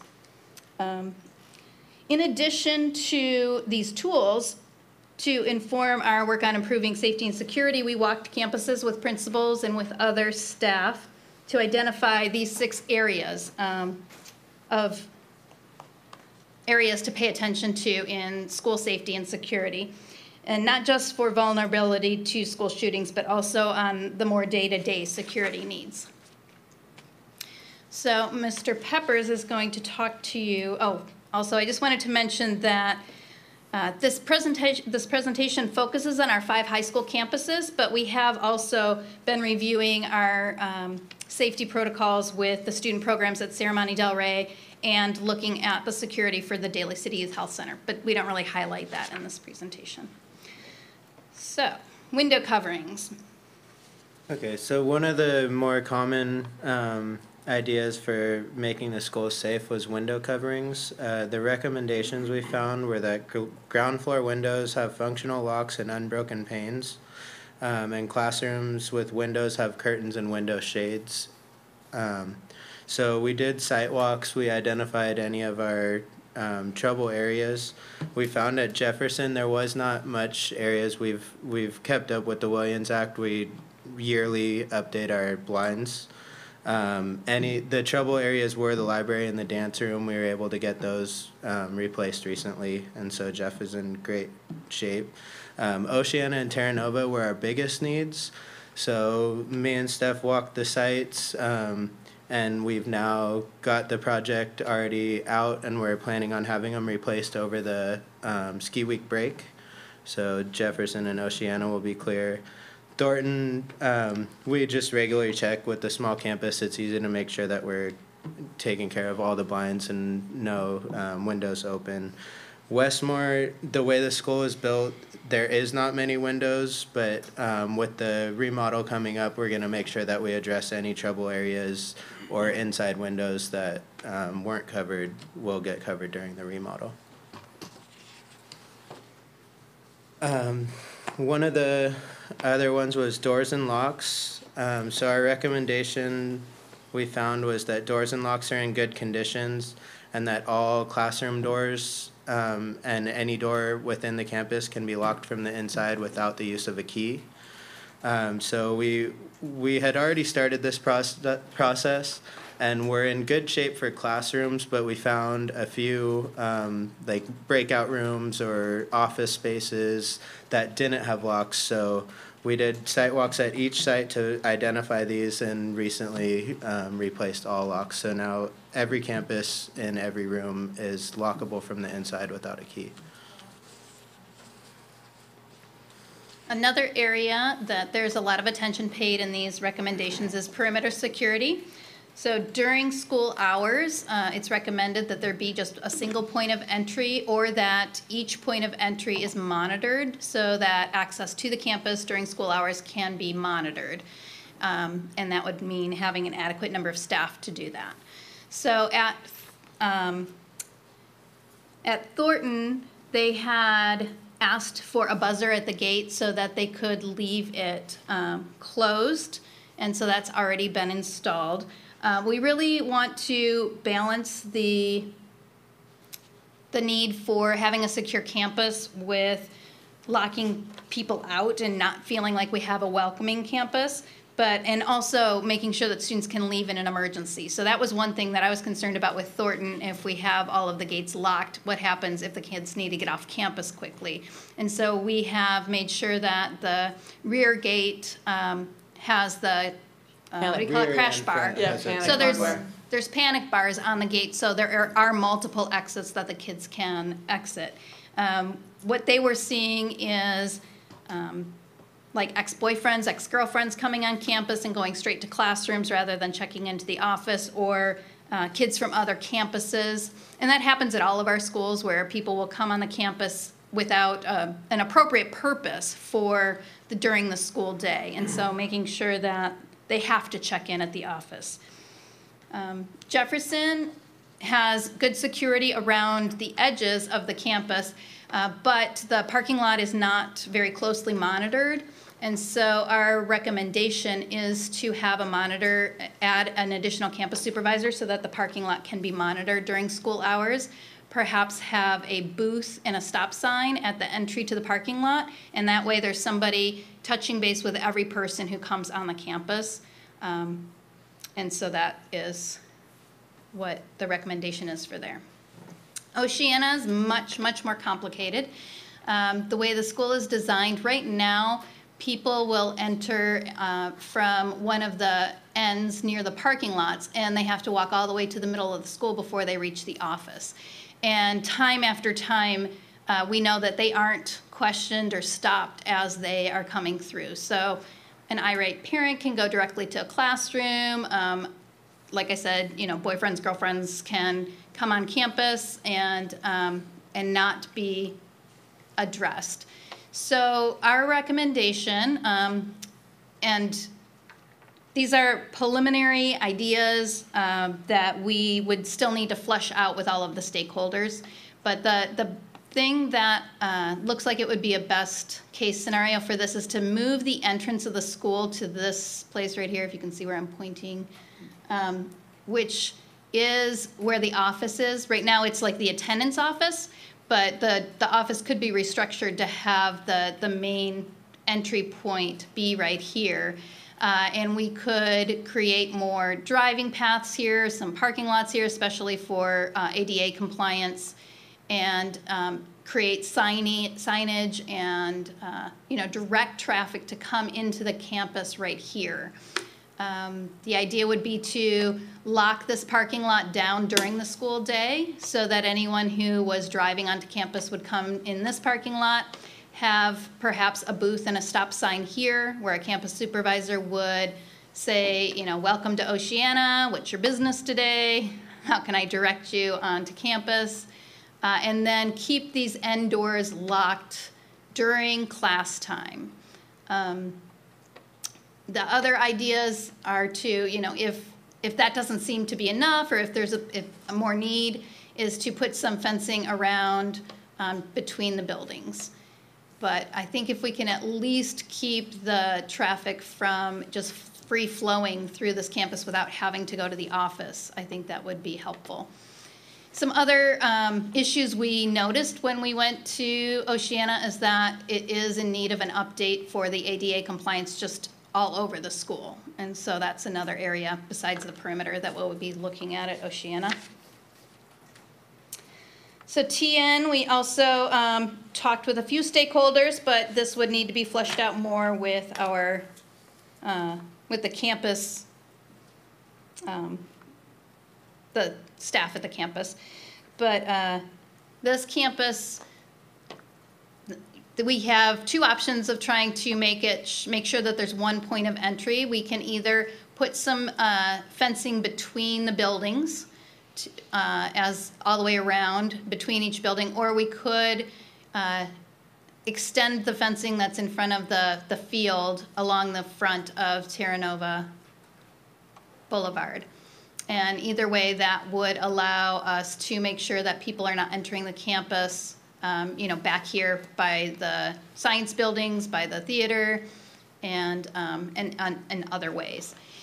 Both of these schools right now are currently struggling with the neighbors just being on the campus with their dogs and walking around wherever they feel like it. And so we're already, having issues with just making sure that there's clear delineation of where does the campus begin and where does the neighborhood end.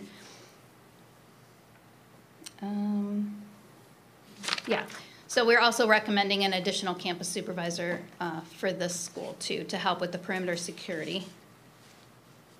At Westmore, the campus is much more square or whatever. It's the perimeter is almost completely encircled by buildings. And so putting, for instance, a fence between these two buildings would allow us to secure that campus. And that would be, with all of these, the idea is that these could be gates that could be opened before school starts, opened as soon as school ends so that people come and go.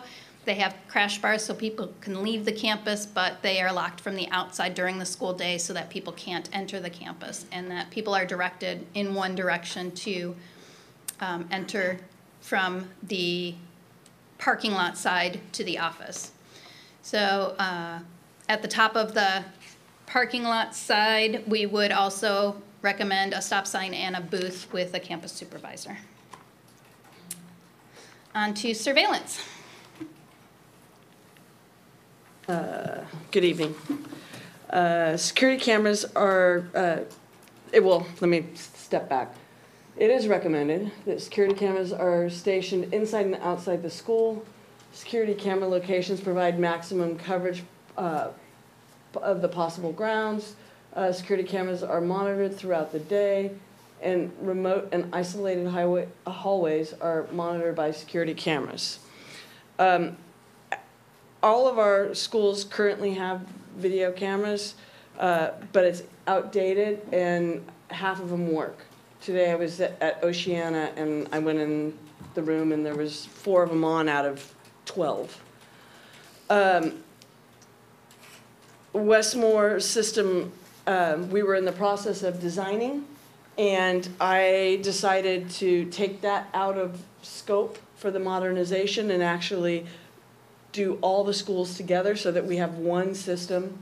So I've been working with that designer to walk around the campuses. I've now done 2 rounds. Today was my last day of doing rounds and working with the site administration to try to find out where their problem areas are, working with Marcus to find out where his needs are at night, like his things from vandalism or things like that.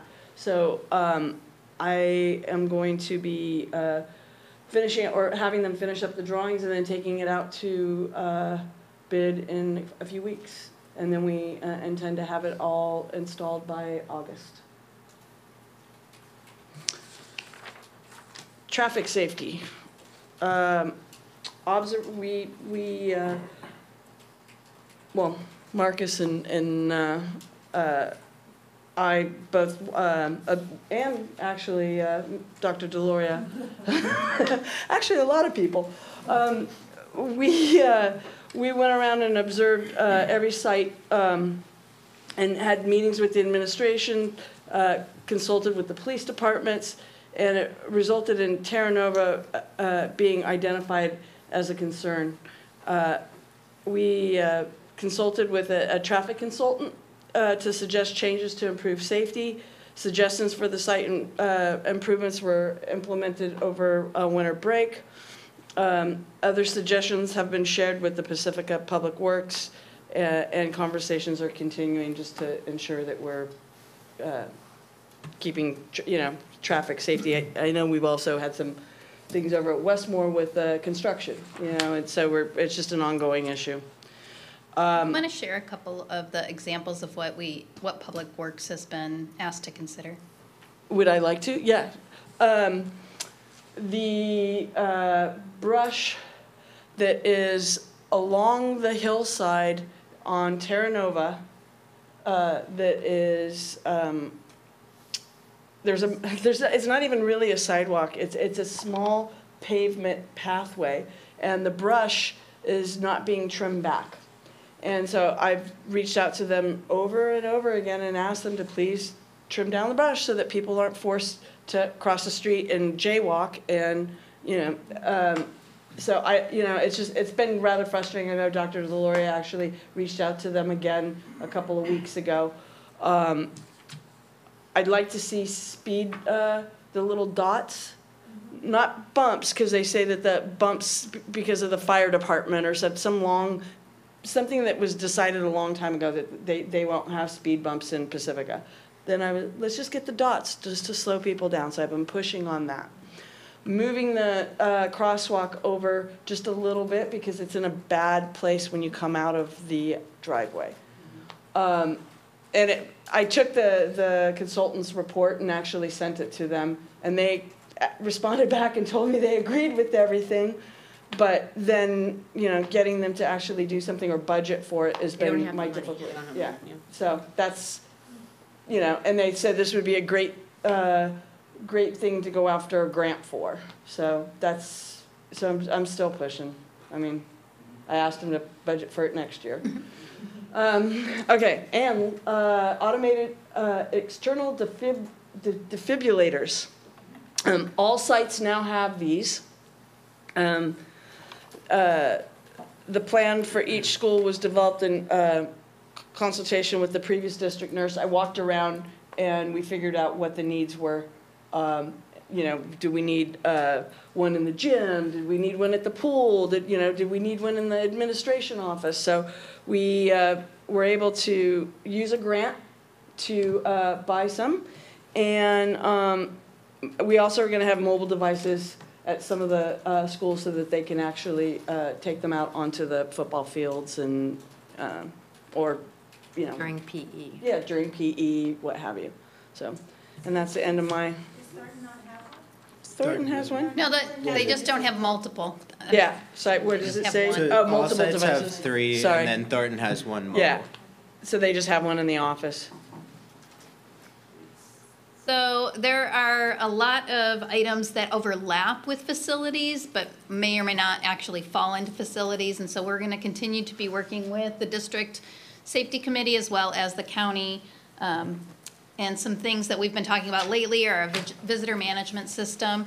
If we can get all of our visitors to enter through one doorway, there are a lot of tools out there that when they show their ID, it screens them for any concerns and prints badges. So that is something we're considering. Something that we probably won't be able to afford for a long time, but to keep on the radar is an electronic locking system so that we could have key cards, and that would improve security by allowing only those that are authorized to have access to the building. And it would allow for remote locking of doors in an emergency situation. It also allows for tracking of who's in what rooms at what times. It has a lot of benefits, but the expensive part is getting electricity to every single door jamb. And so probably not in the budget in the near future. Of course, we need to continue to plan for repairs and replacement, and that's something that hasn't been done really carefully in the past, so we're making sure that we're doing that. And then discussions about ID badges. Really, the recommendation is that at all high school campuses, not only do staff, volunteers, and other adults wear badges, but also the students, because sometimes it's hard to tell if a student's an adult or not, and so that is recommended. So in summary, with the facilities, we really are down the path on doors, windows, and surveillance and traffic. The perimeter is where we still have a lot of work to be done, some conversations to be had, and really, I would say that Thornton is done and Jefferson is close if we add somebody to monitor the parking.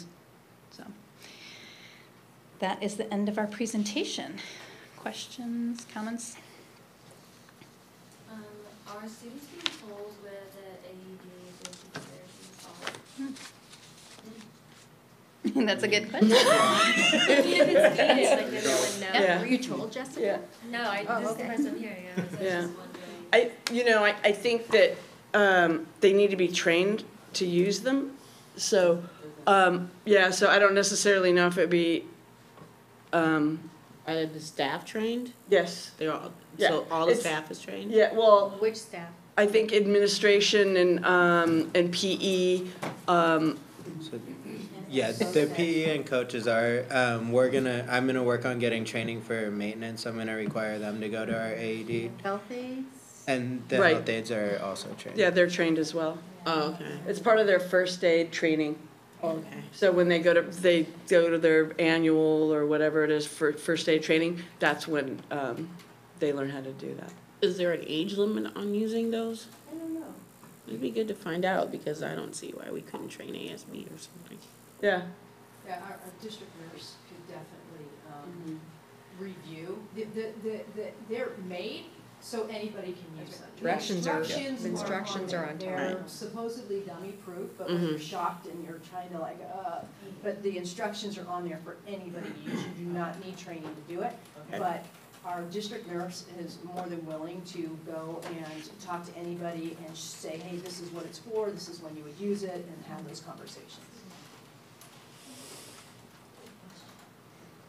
So I think for the plan, like, I do understand that there needs to be a single point of entry at our schools. Like, I feel like they're open, and that we need to have a single point of entry. And if you look at fencing at other schools, it's more of a delineation of property. Like, this is school, you're now on school property. It's not really about safety.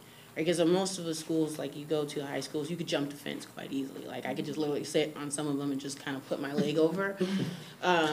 So it's just, to me, it's like a delineation. So it would stop that dog walker or somebody from casually just walking onto campus. I'm concerned about the level that we're going here with security. Like, the booth to me just seems like it looks like a prison. Like, I looked at, Santa Monica, the front of Santa Monica. It looks like the front of San Quentin. I mean, It can just be a table. I'm used to high schools having a table. Sometimes there's an umbrella if it gets, it doesn't get sunny here, so we won't need that umbrella. Okay. But it's like the greeting table. Okay, because I was just I know, you're using the, thinking like at well, the it says college. booth, so I was. Well, you know, and the schools in Michigan where I grew up all have booths because it's freezing in the winter, so. Yeah. And It's our not weather that isn't, our location. weather can be you know, not be very welcoming to people too. So if a campus supervisor has to stay out in the parking lot to monitor people that are coming and going, a booth might add to their comfort. And That I'm was. also not extremely comfortable with having somebody, a security officer, being the first person you see before you hit campus. I mean, to me, it's just, like, I understand the motivation, but all the school shootings were by people who were allowed on campus. I don't know if that. That is absolutely, I'll just look at the school. The finding in the Wasn't Parkland one, they said that he came in a gate that wasn't locked or monitored. They had a that was school supposed site, to be they locked. had school campus, they had a Yeah, security we don't guard. wanna- They had locked doors, they had gates, they had all these things. Didn't stop the shooting. So, So can I do some clarification? So, Right. yes, they had all those things, but with, you know, with the Parkland, I can speak for the Parkland one. They were unlocked early because it's 20 minutes, they know the bell's gonna ring, and somebody sees them, but he doesn't do anything about it. So you're right in, you know, aspect one is not going to stop them, but aspect two is you have to train people. and so You that's, know, I'm It's totally, not just a matter of having the facility, but Right. it's the constant training. right, And as which for wasn't in this presentation. Because this is about facilities. Right, but but I'm still saying I haven't heard, like, And as for standing, I had to stand, Jefferson was out yesterday Right. of admin, so I went down there and they're short campus supervisors as well, so I was the campus supervisor standing by the gate. and the administrators, I mean, I know the administrators are And it out. was raining. Right, I know the administrators are out in the parking lot, in drop off and pick up. But, like, I'm not against anti-campus security. I feel like we do need more campus security, but they actually need to be in the campus. Like, I don't feel like we have enough security on campus. Well, I mean, for instance, the Jefferson scare that we had this year was one that would have been prevented had we had someone in the parking lot monitoring people coming and going. That one was somebody who did not belong on campus being on campus. They didn't check in at the office, they just went straight to the upper hallway. So, I mean, that's just an example. And so, yeah, I mean, we don't have to get in a big back and forth. I mean, I think it would be good to just hear your thoughts and maybe we'll just kind of take them and mull them over. Yeah, so I'm trying to, like, how can we be safe? Because I know we need to be safe. That's number one thing is school safety. Without removing the freedom of an open campus. You know, I mean, parents tell me now that they don't pick Jeff because of the fence. It looks like a prison. And now we're gonna add a security guard in the front, it's gonna look more like a prison. You know, so, and the same thing with Tien. Tien's reputation is such, we put a fence and a guard, like we're projecting to parents, what they see is not, oh, we're making the school safe, they see unsafe school. So how do we balance these two things out? So to me, like a huge marked area, which is with the guard standing in front of it, if it's somebody who's monitoring it's somebody who's monitoring it, I'm fine. But just a big thing that looks like a guard post or something. Oh, it's not gonna look like that. Well, again, I'm just asking questions, and that's just a feedback. Like, I'm all for campus security. Because I think we don't have enough campus security, but it's more what's going on inside, and I'm also concerned about the number of legalizing marijuana and the number of stores that are going to open around the school campus and what's going to be brought onto campus by the students, and I feel like we need more eyes in that area. But it just makes me nervous when I'm hearing, like, we're stopping everybody before. The atmosphere of what makes a school inviting. Like, I went to a school that had metal detectors and you walked in, and I know I felt like a criminal every time I walked through the door. So that's my only concern, and maybe it's me and just my own personal triggers that are being triggered here. But I don't want our students to walk on campus or parents walk on campus with something that's just immediately in their face about, think about the danger, you know what I mean, so. I think because when I take Carly to school at Jeff in the morning at 7, and, you know, I enter on Mission Street, because thankfully that gate is open, I don't have to go around onto Bruno. But I can go in this way, and other people can go in that way, and there's, at that time in the morning, there's no supervision, so I think they're in the office. So that troubles me, but it also, I really like it, because, you know, the ease of, as a parent, just getting in and out. But, you know, and I think that the way that the traffic is in the parking lot, the traffic flow is good also. People don't, even at pickup, even though people all know where they're supposed to. So just to clarify, none of the recommendations are for during drop-off or during dismissal, because we want free flow for those times. It's for while classes are in session. Okay. Thank you for the clarification. I mean, I think for me, the additional staff is probably more key, and the awareness, as you mentioned, Doreen, it is really about properly trained staff. I mean, both our campus supervisors as well as our regular staff knowing what those triggers are, because it's really, this is still about people. You know, it's we're in a people business. And I think that Dr. Deloria, you know, you've built relationships with DCPD and Pacifica PD. I think it's really great, because that's not what's reflected in here. This is about facilities, but that ongoing, you know, building of relationships. But still, I do think we need more people on campus. So I do agree that when you look, in fact, that was one of my first impressions when I was thinking about coming here to work, going to Jeff and driving past Thornton. The fences were, and that's not what we're talking about here. We're talking about perimeters, keeping students safe inside the perimeter. You use fencing when you have to, but a lot of the buildings form the perimeter.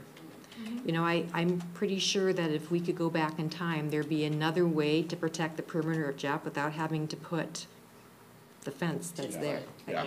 Right? I mean, it's, and I don't think it helps Thornton's reputation either to have, I think there are ways that, you know, we could have worked through all that. In terms of people coming onto campus, there are just bad people out there. I mean, there are. Most people are good, and that's great, but it's just going to take one or two. And there's been more than one incident, especially at Jeff and Thornton. There are a lot of transients that go around as well, so it makes it really difficult. But I certainly don't want to have a guard gate. That's not my picture of a family-friendly school. I want it to be family-friendly, but you can put a table with somebody who's been trained in how to greet people, and to go ahead and have them do that visitor process there, and then direct them to where they need to go so they're not lost. Because a lot of people come on campus for the first time and they don't know where they're going.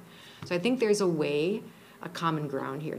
I don't want, and I don't think Tina and her team are suggesting we have guard gates.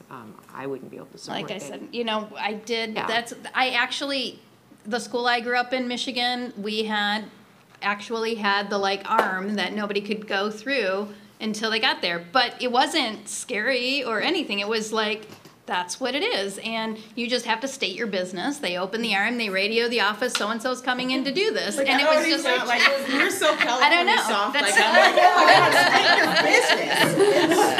Like, I'm like, oh my God, state your business. My God. State your business. I mean, yeah, it doesn't, I don't know, to me that seems normal. As a parent, I would be comforted that people were not going to be just randomly able to come onto the campus, so.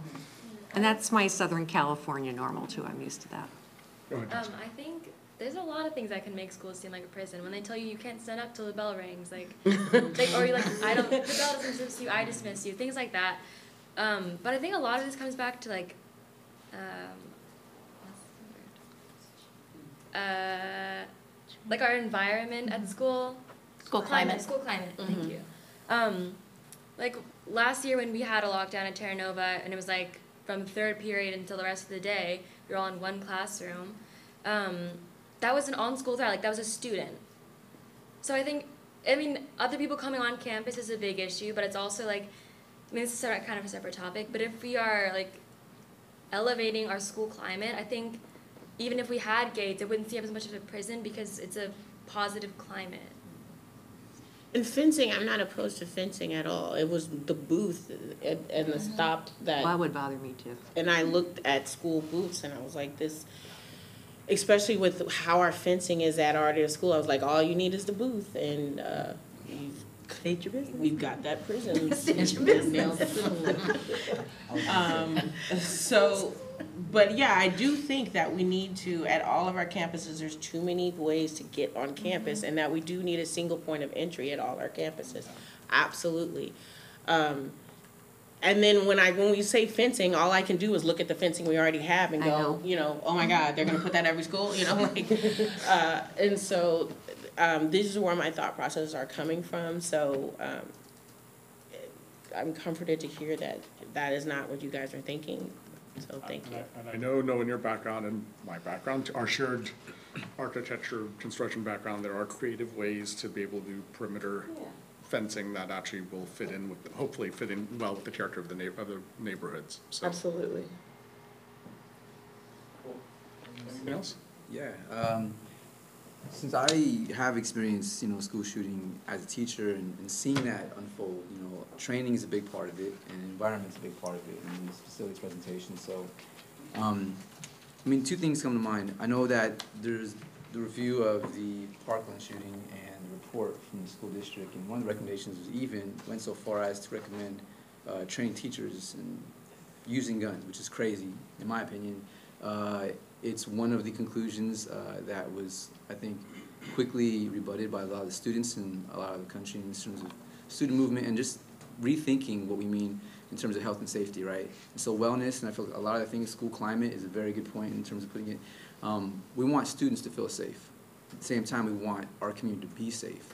And so I noticed that other schools, even here in Daly City, one solution was to build a fence around a field, and it costs, from what I understand, a lot of money. And so I'm not in the mind of thinking that we should build more walls. I don't think it's a good idea. It doesn't keep people in or out effectively at a certain point. It's just not logical. It doesn't bring any more peace of mind to me, knowing that students maybe, some ways, if they're outdoors, trapped because they can't get over a fence. So now they're inside.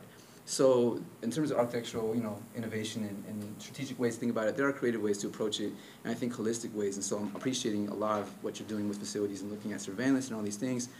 Not a biggest fan of surveillance too. I think student privacy and people feeling like they have their own, privacy is one thing. But with respect to security, I think it's important to understand that those dangers do exist in our community, and I feel like addressing those aspects in our community will require resources from the city and county. One of them, I think, is traffic. Outside Terra Nova, I'm always like, time to go home, and I'm walking across the street, traffic is fast. And so and the bus stop is like gravel, mound, right? Where you're like, I don't want to hurt the tree, but I'm standing here waiting for the bus, make sure the bus drivers are safe. And so I feel like one of the solutions is having more buses, having regular public transit running through a thoroughfare in Pacifica where our students are all day. Having them feel safe that they can get on and off campus without just thinking about getting around with the car if they don't have one, or a ride. So that's one thing that comes to mind, because the same thing applies to all our schools, and I feel like speed dots or whatever we can do working with the city would help, and the county for buses. Another thing, like with security guards and greeting, campus supervisors have a lot of responsibilities and a lot of training, and are very community-based and school-based. We used to have at Jeff, I was greeting people at the gate. Right there. Yeah. Yeah, I think we have him now. Okay, so at Jeff, at Jeff, he was doing that routinely and greeting people, but he also had uniform on. So it had that impression. But for me, I always felt safe walking by him because he was very community-based. He was super approachable. Everybody knew him. So same goes, I think, with all of our campus supervisors in terms of the work they do in providing that. The student component to that is in terms of training on health and safety, CPR trainings, those kind of things, knowing what an AED is. Even, you know, with our police, I know with firefighters, you have to be EMT trained. So there are emergencies that really happen more often that are medical, and these things are included. And so, like, looking at all these school shootings and whatnot, a lot of the response, first responders need to be also trained in understanding the entire situation. And mental health is a part of that in terms of preventative training, but I feel like facilities and the kind of things we're doing here, getting student input would be really helpful, and even just opening that conversation up so that students feel more safe around their schools, within their schools, with other students, because there are a lot of concerns around that create these concerns. So I'll have to see more of that input, but yes, thank you. Thank you very much for the informative update. That means we can leave. Okay, we'll move on to item 14B1. We have Mr. Jesse Vaughn from Landed to speak to us about Landed's Homebuyer Assistance Program. And I did actually forward each of you separately just now during the meeting some literature that was sent to me but hadn't made it out to each of you. So if you check your district email, it's there, which will help inform at least some of what Mr. Vaughn will be presenting this evening. Thank you, and good evening, ladies and gentlemen. Thank you for hanging in there. Yeah, I think first and foremost, I do want to say I've had the privilege of going up and down the state at some school board meetings, and this is certainly one of the most engaging meetings, and in particular, I've been energized by the students involved, Jessica and previously Sarah and Joel. Really impressive. You guys and the teachers deserve a lot of credit. So thank you. Again, I'm Jesse Vaughn. I'm one of the co-founders of Landed. Let's see, I don't know if this works. Oh, it does. All right. So I know you all have been a pioneer in the educator housing movement. You've done a lot of work already. Landed's program is intended to be an additional tool in the toolbox. And that's what I'm here to help tell you a little bit more about, and we hope to bring to all of your staff pretty soon here. And I also just wanted to rewind and let you know, I'm one of the co-founders. I'm usually not the one that works with school districts. I know Andy has been working for a long time with my colleague Nikki, who works in our school partnerships. My background is in impact-oriented investments. I've spent, previous to Landed, I spent 3 years in Southeast Asia, establishing and organizing impact-oriented investments with the World Bank and the Asian Development Bank for education, infrastructure, and logistics projects.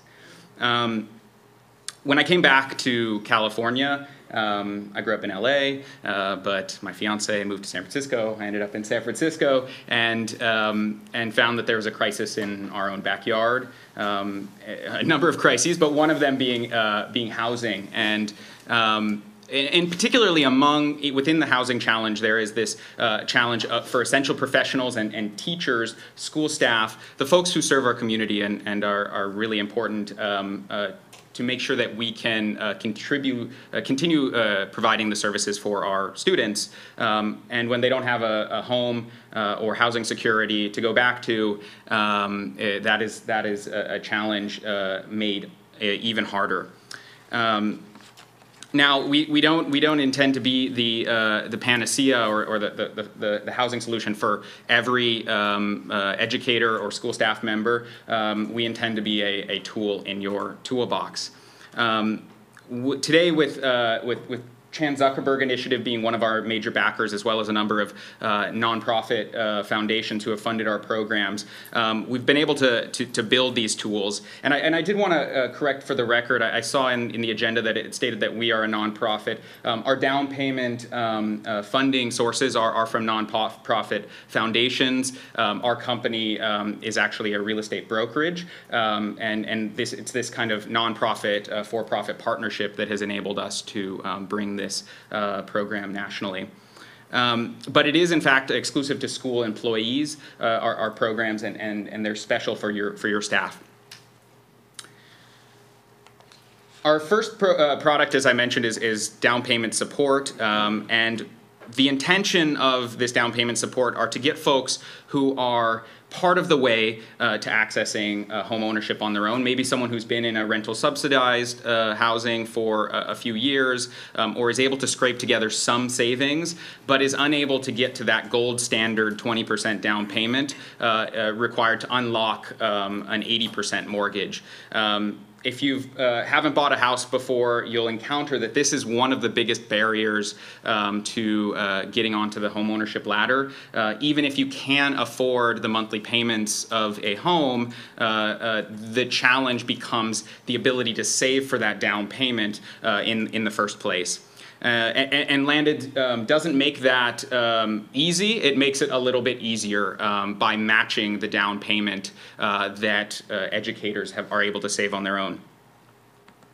And some of the benefits of that 20% gold standard down payment is that you pay a smaller mortgage. You don't have to pay for mortgage insurance, which is a very complicated thing to explain, but can be a real barrier in addition to the mortgage payments that you have to pay. And in a market like the Bay Area, where you have to make a competitive offer on a home, there's a lot of competition among buyers, and the average number of offers that buyers make today is around 12 offers in the Bay Area. So you really have to get yourself to the top of the seller's list, and without a 20% down payment, that is all the more challenging. Now, to be clear, Landed is not a loan. We're not a loan program. We are a co-investment, particularly for educators. And what does that mean? There's no interest. There's no monthly payment in addition to your mortgage payment, insurance, taxes that you already make as a homeowner. Instead, the way that Landed works is that it's basically a profit sharing and an appreciation sharing program in which you pay back to the program a portion of the home's gains when you sell it as a homeowner. And then that money is able to recycle back to future educators from your community. A numerical example is up here, just to kind of grasp it a little bit more tangibly. Let's say you buy a $800,000 home, which was on an $800,000 home, which was on one of the previous slides, requires an $800,000 down payment from yourself and an $80,000 down payment from yourself and an $80,000 contribution from Landed. If that home then down the road, let's say 5 years later, sells for $900,000, $100,000 more than you originally paid for it, you would pay back to the program $105,000. The original $80,000 plus 25% of the gains on the home. It works because it's a partnership exactly the same way on the downside. If the investment doesn't work out, you would pay back to the program the original contribution that the program made, less 25% of your loss as a homeowner for that period. In this case, let's say that $800,000 home instead sells for $700,000. You would only pay back $55,000 when you received originally $80,000 of down payment support. In the end, the homeowner drives the timeline for home ownership. We truly believe that that is one of the main benefits of home ownership, is that there's no landlord that's going to raise your rent. No one's going to tell you when you should leave your home. We do encourage folks to buy us out if they can early and stair-step into full home ownership when they can afford to do so. However, they have up to 30 years to do so. The eligibility for the program across the country is the same. You have to have been an employee, that is a teacher or school staff member of the district for at least 2 years, and you have to commit to staying with the district for a subsequent 2 years.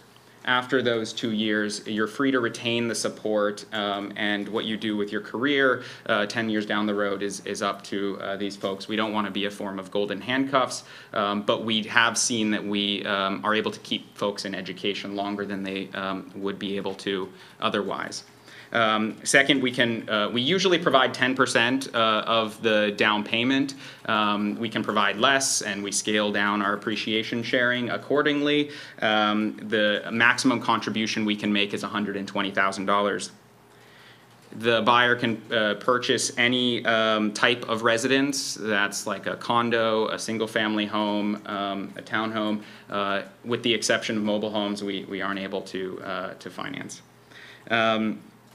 They must also be able to qualify for a primary mortgage. That is a key challenge we recognize, and again, we're not a silver bullet. Most of the people we're supporting today, not all, but most are dual income households, either two teachers, or a teacher as school staff member, or an educator and someone in another profession.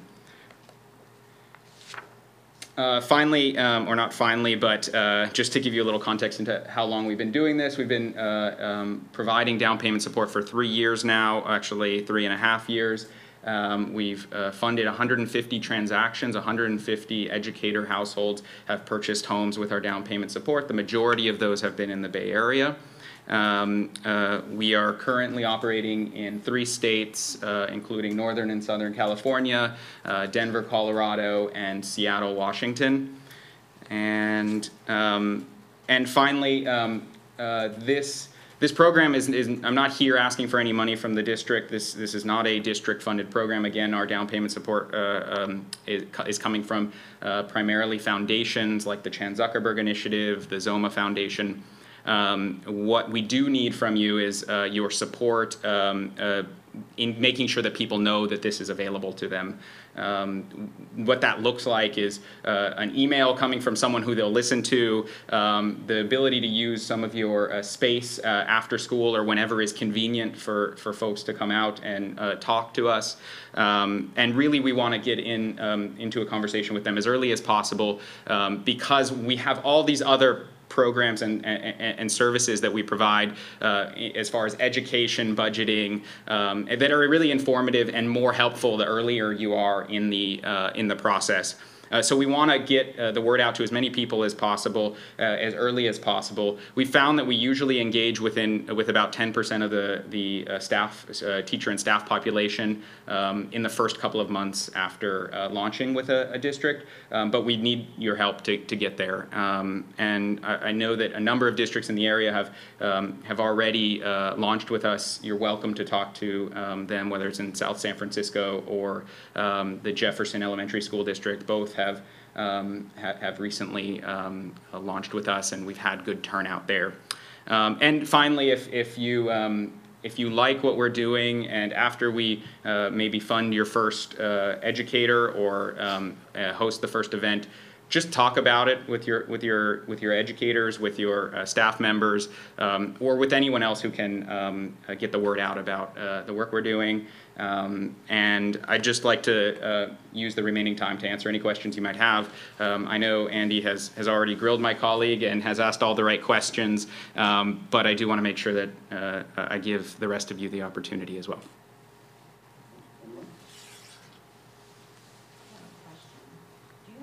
Materials that we can use for recruitment?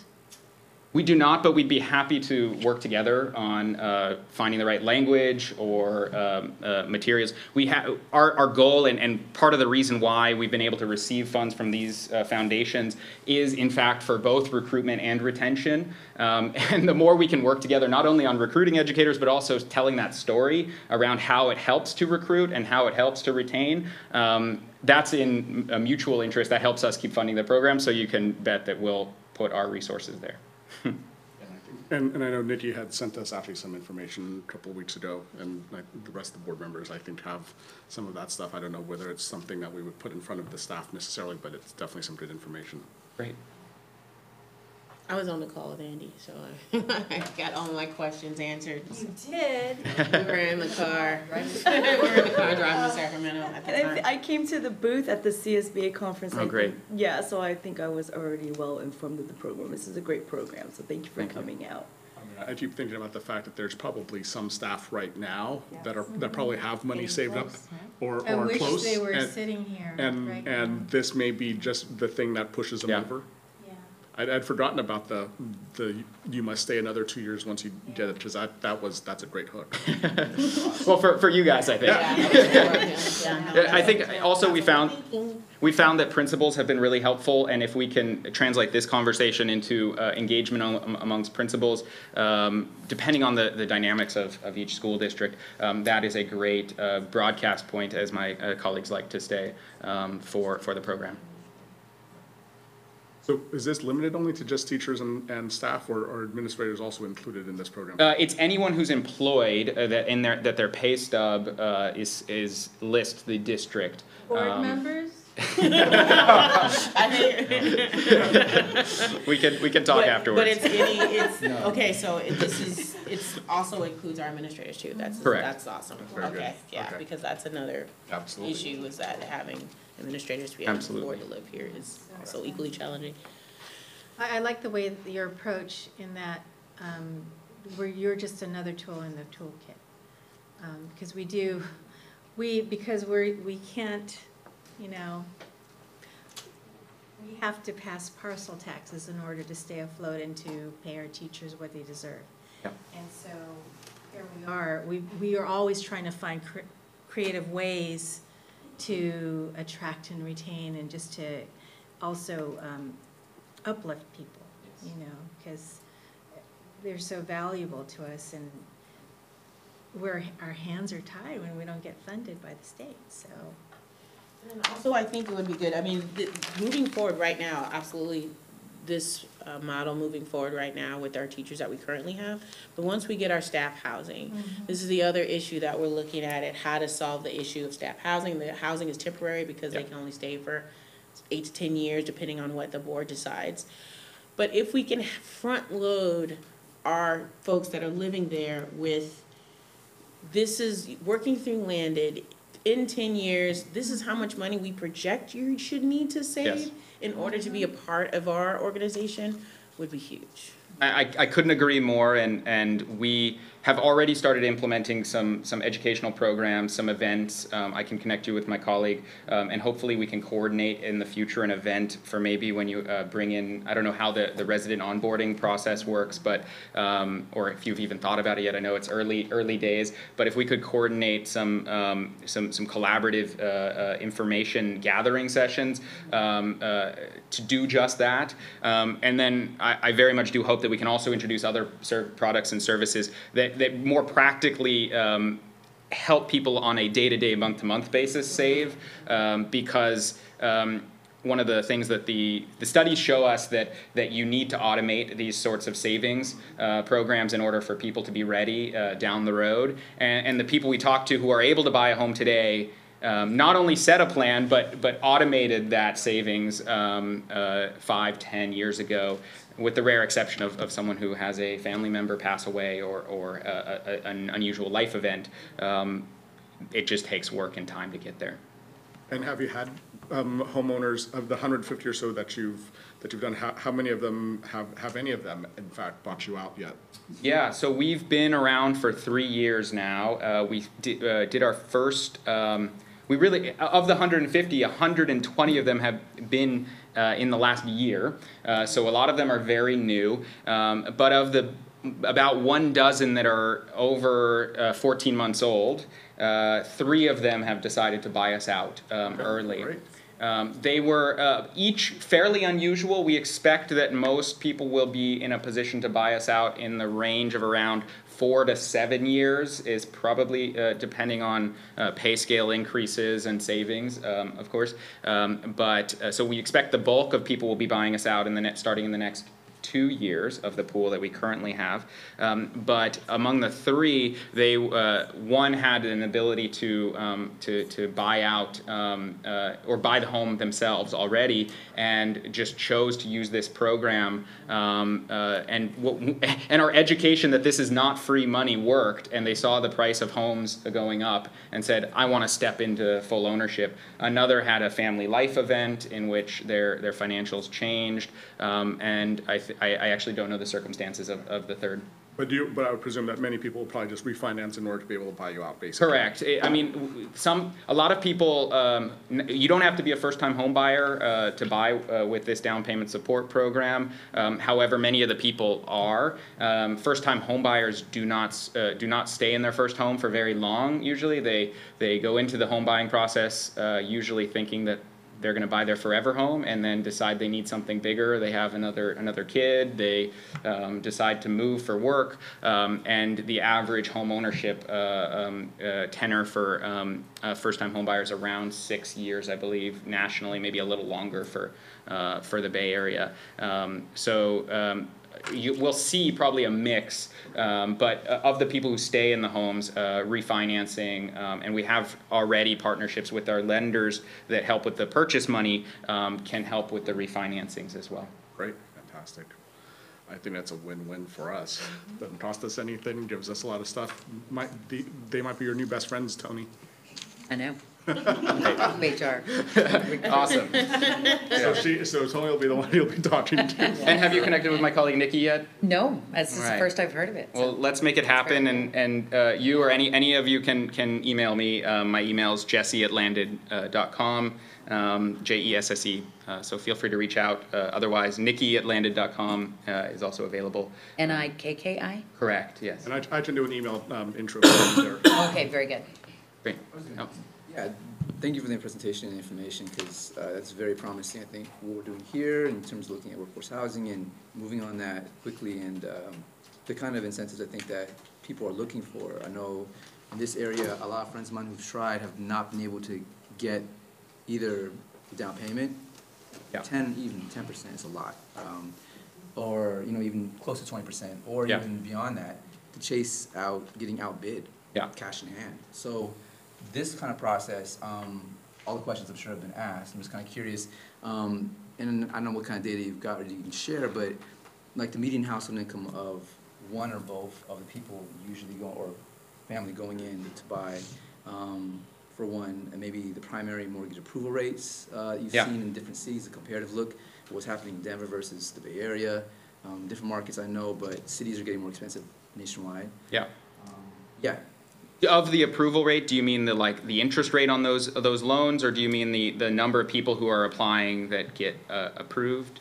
Both, actually. Okay. The latter first. Yeah. So kind of speaking to each of those points in order, I can't remember off the top of my head the area median income, but I think for a family of 2 or 3, it's about $120,000.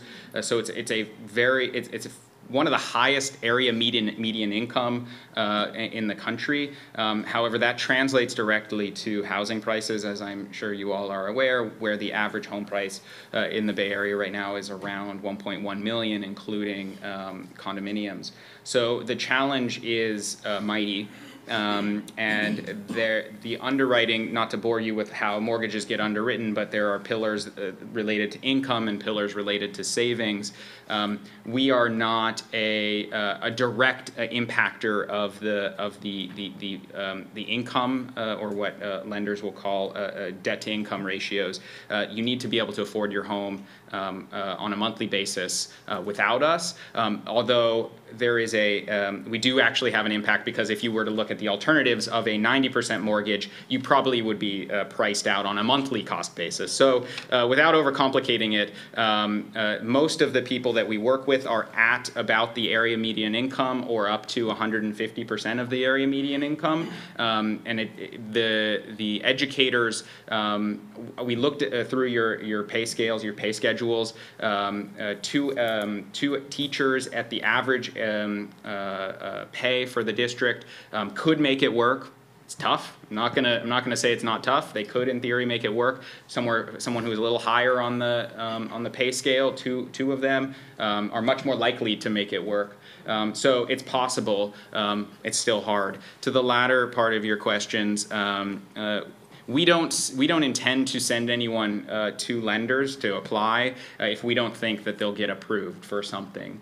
We do screening up front. It goes back to the point we want to talk to people early so that we can make sure to put them in the right program, whether it be an educational track or an actual home purchase track.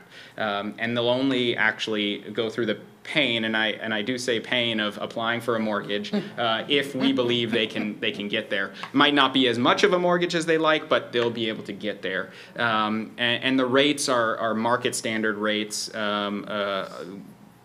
have an approval from Fannie Mae, a letter stating that we are actually, they would say that we are conforming and we are not denied. It's a kind of a technical letter, but we are compatible with the national standard conforming loans. In the Bay Area, most are high balance or jumbo loans, and we've partnered with direct lenders like the Stanford Federal Credit Union and Bank of the West to provide those. Well, thank All you right, so I don't want much. to keep you any longer. It's 9:30, so thank you Great, very much. Thank you so much for the presentation, Jessica. And best Thanks for your wishes. time, and thanks for hanging in with us. Cheers. All right, moving on, 15A1, Food Service Management Consultant Award, and thank you for sticking around. We're learning as well. I might need to be a teacher in order to get a Oh my God. That just brought such a smile there. Okay, I have to say this. State your business. Oh my God. Yeah, some clapping, some. Shirts. So the action item in front of the board tonight is to accept the selection committee's recommendation to award Chartwell's the label of most responsive and responsible respondent, so that we can negotiate the contract with them, and then we would bring the contract at a later board meeting. And before you discuss that, Julie is here with some of her colleagues from Chartwell's to give you a bit about their organization. Sorry, it's late, so we'll be good, I promise. This is exciting. This is a long time coming. This is fun stuff. So my name is Julie Veal. I am the sales director for California, Nevada, and with me this evening is James King. Yep, the He's our- regional vice president for Chartwell's in the Western region. And John Chu. And I'm a district manager for the West region, so I oversee California as one of my responsibilities. Met you at CSBA. And you know what? Sitting We here, were I'm there. starting to recognize all the faces. You took several of those Protein balls. Protein bites. Look, it's there. I'm hungry. I'm gonna eat it. And we didn't have a no seconds sign there either. No, you didn't. Actually, if I may just point out really quickly, one person, Angeline, she and a friend of hers who I don't see here today, Amanda. was super passionate about talking food in the schools. At a trade show, you get a few seconds with people. We must have talked for 15 minutes. And that was her asking me questions one after another. So I just want to commend her for her true passion for love our students. feeding Yes. kids at this district. So Yes, so President Lee and Board of Trustees and Dr. Deloria, to say that we are happy and grateful to be here is a gross understatement. So thank you very much for giving us a little time this evening. I think several of you are probably in on the evaluation committee. So we thought we'd just kind of highlight some of the things that were proposed and then give you an opportunity to ask any questions that you have thought of in the interim. So our experience, I want to talk a little bit about who we are. We are Compass. Compass is the largest, we joke around, we were joking around in the car before we got here, we're the largest food service company in the world that nobody's ever heard of. Okay. Thank you guys. Good night, you guys. Curfew. Yeah. Sure. Yes. Curfew time, I get that. Yeah, I'm a parent too, so I understand. Yeah, the world's largest company that nobody's ever heard of. It's because we're sectorized. We're in workplace, we're in sports and entertainment, we are in hospitals, we are in all of education up through universities. Interesting note that within a 50-mile radius of this school district, we have over 7,000 employees in 246 different locations. So to say that you've probably eaten our food is it's pretty likely. If you've ever gone to a 49er game or watched the Warriors play, that's Oh, yeah. compass. I mean, that's a little Yes. bit then. Or if you watch the Oscars and those type of things, and so that's our food. So here in California, we do about 10 million meals, school lunches a year in 11 different districts, and hopefully soon to be 12. This is, and I have to apologize for this, I was having a brain fart, and I know some of you think that Southern California and Northern California are two separate states, but this was just me messing it up. This is our California leadership, not our Southern California leadership. You bet James and John, we round that out with Ivy Kussler, she's our regional director. Andrea Cuellar is our regional chef. Sonia is a regional marketing manager, and Betsy Myers is a regional dietitian, and all of them played a part in our proposal, will play a part of the rollout of this program and continuing our partnership. Interesting story about Andrea, regional chef, lives in the Los Angeles market, came from a culinary school, got a scholarship to go to the CIA in New York City, at Hyde Park, did a phenomenal job. We brought her back to Los Angeles to help out our region, so we're very lucky to have her, so it's great.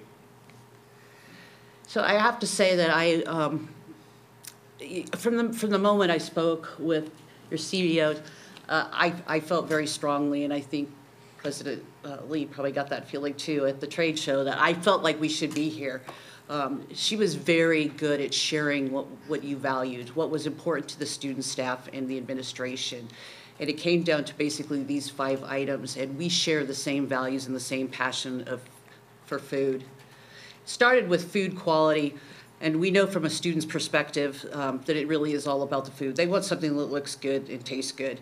And the administration wants that too, but they also want it to be nutritionally sound and fit within a budget. So we can deliver in all those areas. Just to touch a little bit more about the food philosophy. So we oversee the United States, and we have an executive senior vice president of culinary. And then underneath that senior culinary vice president, we have layers of culinary. So we are filled with culinary staff, we're filled with dietitians.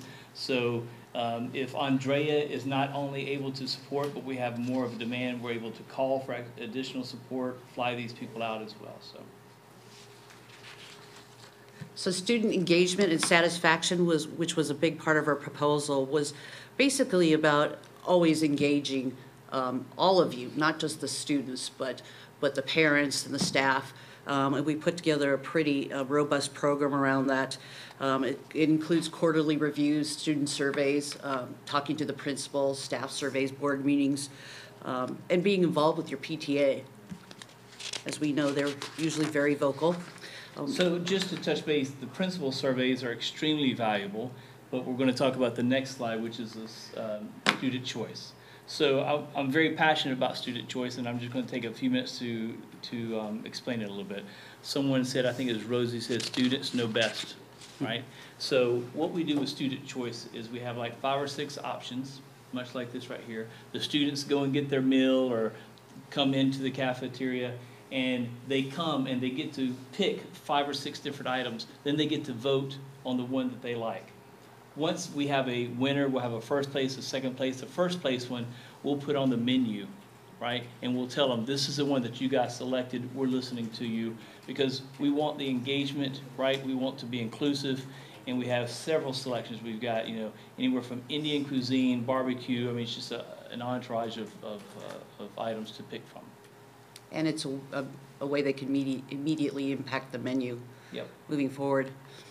As far as employees go, we're actually going to be meeting with the employees tomorrow, but we are committed to creating a workplace where they feel valued and respected, because we know that great people lead to great success. And we have an employee development program that's going to teach the employees how to connect with the students and drive participation and increase revenue for Jefferson Union School District.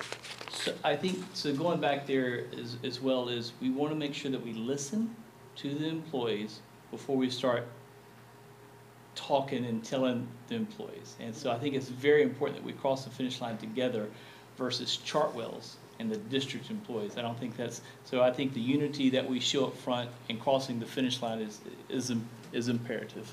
I don't want to leave you guys out, I'm sorry. You feeling left out? Some of the training, we wanted to give you an idea of what that might include. We understand they're very interested in the culinary training, learning how to cook, knife skills, that kind of thing. Customer service training, obviously food safety. We have a whole list of LMS training that they will have access to. As far as nutrition goes, nutrition and wellness and education, we have a sports nutrition program. We'll skip over the sports nutrition program. Yeah, he told me to do that, I forgot. Sorry. That's okay, that's okay. It's really cool. It's really good, it's a good opportunity. Yeah, at another date. Yes. We understand that we saw a school garden in Oceana, that we could definitely help with that. We also do programs in connection to the environment. One other thing that I wanted to mention that I don't know if you noticed in the proposal, but some of your students are actually accessing one of the programs that we already do with an internship with our sister company at Google. Oh, Where yes, they do, yes, your yes, culinary good. program students have access to those internships where they can go and learn for 7 weeks during the summer. So that's an ongoing program. That's part of our company. Discovery Kitchen is another program that we do where we bring in all kinds of vegetables and new programs to make eating healthy food fun again. And we make this available to not just students, but parents and community as well. We also have like an ugly vegetable program where we don't waste vegetables. A lot of restaurants and stuff get the high-end vegetables and the look and all that and stuff, and we don't discriminate against the vegetables, so it's a really good program. And you know, waste is, and I'm not trying to get off track here, but waste is really important in the United States right now. Our primary focus to bring value to the students and to the district is to be able to maintain and manage waste as well. So. Ugly I know, vegetables. right. I know. It's a great program. Financial stability.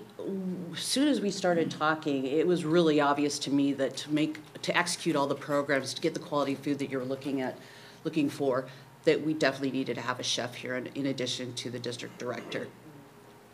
We also included an investment for equipment to increase the speed of service. We've made some recommendations, but we're looking to exactly what works once we're on site.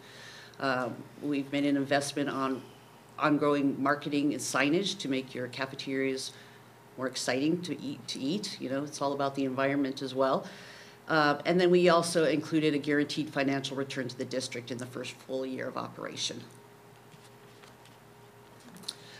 Transition is going to be important. You guys have made a huge decision to work with us, and we know that this is important, and for us to be successful, it's going to start with listening, as James alluded to where we're at and where we need to be. We're going to start that process tomorrow. But John also laid out Transition plan. a transition plan with very succinct tasks that need to be done in an order. One of those things will be ordering commodities, which you have not used in the past, which is going to save the district a lot of money. So he's got the plan in place, but it's going to be about engagement at all levels. Implementing SOPs, bringing in our culinary team. We have commitments from our whole regional team, including people from Colorado that are going to come in and get us started off on the right foot, because we really do want to finish this year strong. The plan is to do a soft opening right after spring break, and then do a big grand opening at the beginning of the school year. Yes, yes. Some taste testing with you. Yes. It all boils down to that we're very committed to bringing you a best-in-class program here that is going to personify the spirit of the community, and we just cannot be more proud to be part of it, and bring all our friends and family to see what Jefferson has done. So with that, I know that was really fast, but I know the hour is late and you probably wanted it fast. So do you have any questions for us? Do the applause first. Hungry. I know. So when do you start with the student choice? Where do we go from here? So Go ahead. Sorry, I can fill that one. So Student Choice is new to Chartwell's. It just rolled out recently, and we've been pushing it through all the schools across the country. And to James's point, it gives the students opportunity to actually vote for and pick items, so they get to sample one of the many different dishes, vote for it, and then see it show up on the menu. And Student Choice, there really is no parameter of how often you can do it. You could do it on a monthly basis to keep adding one of those specialty items on the month. Our directors that we put in our accounts carefully watch the food prep counts of all the items they make, so they know what's popular and they know what should be reoccurring more often on the menu, and maybe what isn't so popular, and how can we either tweak that or bring in something else out of our tens of thousands of recipes that we have created by our culinary teams nationwide. So with Student Choice, you has the option to use it as much as you want and really get that feedback from the students on a regular basis. And I just want to point out that we are in the middle of scheduling an input session with the students that have expressed an interest. So I don't know if it'll happen during a regular advisory meeting or if we'll have a separate meeting, but I've asked Amanda to set it up because she was the one who expressed the interest. And so, and I mentioned it to, To Angeline. Angeline, yeah. I mentioned it to her on her way out to touch base with Amanda in getting that set up. And so I already mentioned it to Ivy, and she said, yeah. It's such an engaging program because we also get the student body involved, so that way they can be there. The whole kit comes with T-shirts, so it's very well branded. It's a very simple software program where you just upload it to tablets, laptops, and all you do is just select that one item that you liked, and then that gets tabulated, and we have that lifetime data. So At one of our school districts, we got the Student Board Association involved. And they were the ones that were engaging their own students. And they were the ones kind of rooting for the ones called the rooster, right, the chicken. And so they were kind of, it's kind of like a popularity contest. So it was really engaging at that school, right? Sounds like you're trying to put them to work. No, I mean, just, yeah. Yeah. And with the ugly vegetable thing too, it's a lot of waste. I know we like. Yep. Every job I worked at where we didn't use the food and food disappears, but we have food banks in the community and we're trying to make use of that. And so teaching our students sustainability and that is really big. And I think like it's a big part of the school day is lunch. And lunch, whatever we can get to students is the health is. Breakfast, brunch, and lunch. That needs to be the school someday. Yeah, absolutely. Breakfast, bringing breakfast back. Absolutely. And Nick, just, this boat is a big boat to turn. You've got 25 amazing employees, right? And each one of them is an individual. And trying to get them to get on board to go into the same direction, it will take some talent, some time, and some effort. Having them understand the end result on why we're putting in recipes, why we're putting in menu items, and what that impacts the community and those type of things. So it will be challenging.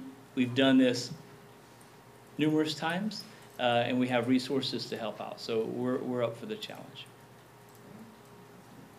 Thank you. First, thank you, Tina. I know, this was huge. We still have to get through CDEs. To lead this charge both times. Yes. So a couple of things that I liked is first listening to our employees, because they have been through, we went through this roller coaster, and so, and they have been holding everything together while we're in this transition. And I do know, I've heard from many of them that they do want to cook, like they want to get in there, and so I know they're excited about moving forward. But I do want them to, I love the piece about just the respect and hearing their voices, because I feel like that's an area that's been neglected for a little while, and so I do want to make sure that they feel empowered in their work. I think you nailed it. Empowerment and pride. Doesn't matter what job you do, and food service workers, we kind of get almost like board members. We kind of share a kindred spirit with you guys. We don't get the respect, and you get a lot of burden put on you. Right? So, yeah. So, I don't know what you're talking about. Yeah, that's right. So I think once we instill some pride into individuals and leaders, because you'll find out the people that are in higher positions might not normally be the leaders within the group, and really tapping into those leaders and letting them know that they can be better than what they currently are, and seeing the pride in that. But not to come in on a horse to say we're going to save the day, and then everything you've done in the past is wrong, because you'll lose the engagement of your employees real quick. what they've done, held it together, is so valuable to us and how we can be a tool in their toolbox to make sure that they're successful. So another thing, a piece for me is like this whole part of this started for me was I was judging through California School Boards Association. A Golden Bell Award was given to San Francisco Unified High School, their high schools for their food program. And so they said they started, that whole thing started when the board members asked themselves, would they choose this as a place to eat? Like if they had to choose a place to eat lunch, would they choose it in their school cafeterias? And the answer was no. And so that's kind of how I was like, yeah, that's a fantastic question to ask ourselves. And I want it to be some place where if I'm on campus, I would choose to eat there. Yeah. And our students, of course, that's that's what they deserve. And then the other thing that's really important to me is innovation, and how can we be innovative in feeding as many kids as fast as possible.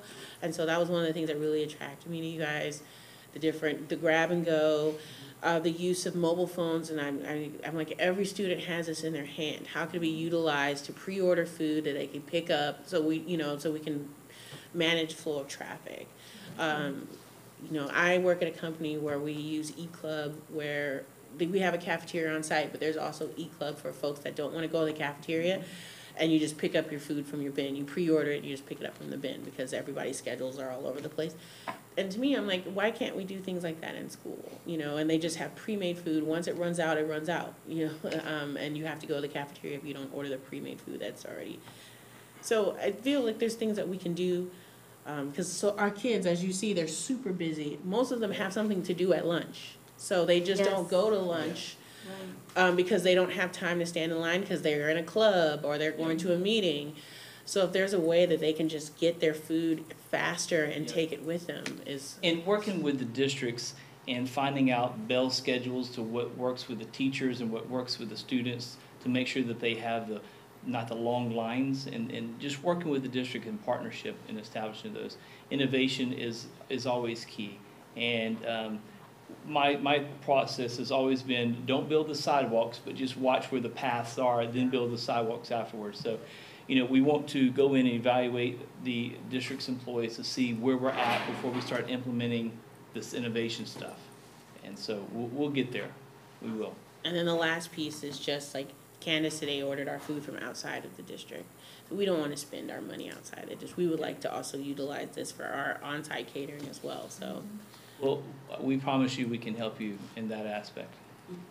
We might even throw in a student choice for one night at a board meeting. A board choice? Board choice. Students, just give us don't give us power. Everything. And outside barbecues and those type of things. So there's a lot of possibilities for us. And community events is huge for us, because what we want to do is we don't want to be Chartwells, right? We want to be integrated within the district where you can't see it's a seamless transaction. Like a district-wide picnic or barbecue. Well, the two students that came up earlier showed so much, all the pride events that go on, and one of the schools, I'm sure it happens at all the schools, but we do a lot of partnerships with different clubs, and if we can help order for them, because we have a much better purchasing power, and help them save more money to make more money for, we can do those things or partner. There we go. In different kind Only of the food events fair takes on together. a different meaning. Because a lot of the time, this school events will actually take the kids away from the cafeterias, which then affects them getting food and the business. But if there's a way to intertwine them, or we can even offer food out in the quads with carts or whatever it is, how we can do that, it's such a great partnership that way. And both beneficial. Great, since this is an action item. Nice. Move to approve the Food Services Management Consultant Award. Okay, and you got the section from Carla. All those in favor? Aye. Opposed? All right, fantastic. Thank you very much. Thanks for hanging with us tonight. Can't wait. Don't feel like you have to stay for the rest of the meeting. Yeah, see you tomorrow. Yes. I'll be at the meeting. I can do it tomorrow. All right. Bye. Thank you. Yeah, I'll be there tomorrow. Thank you, everyone. Thank you. Thank you. Good night. All right, item 15A2, approval of revised drug-free schools coordinator salary schedule. Ms. Van Raphorst. Okay, so before you tonight is a proposed revision to the salary schedule for the coordinator of drug-free schools under the Pacifica Prevention Partnership Grant.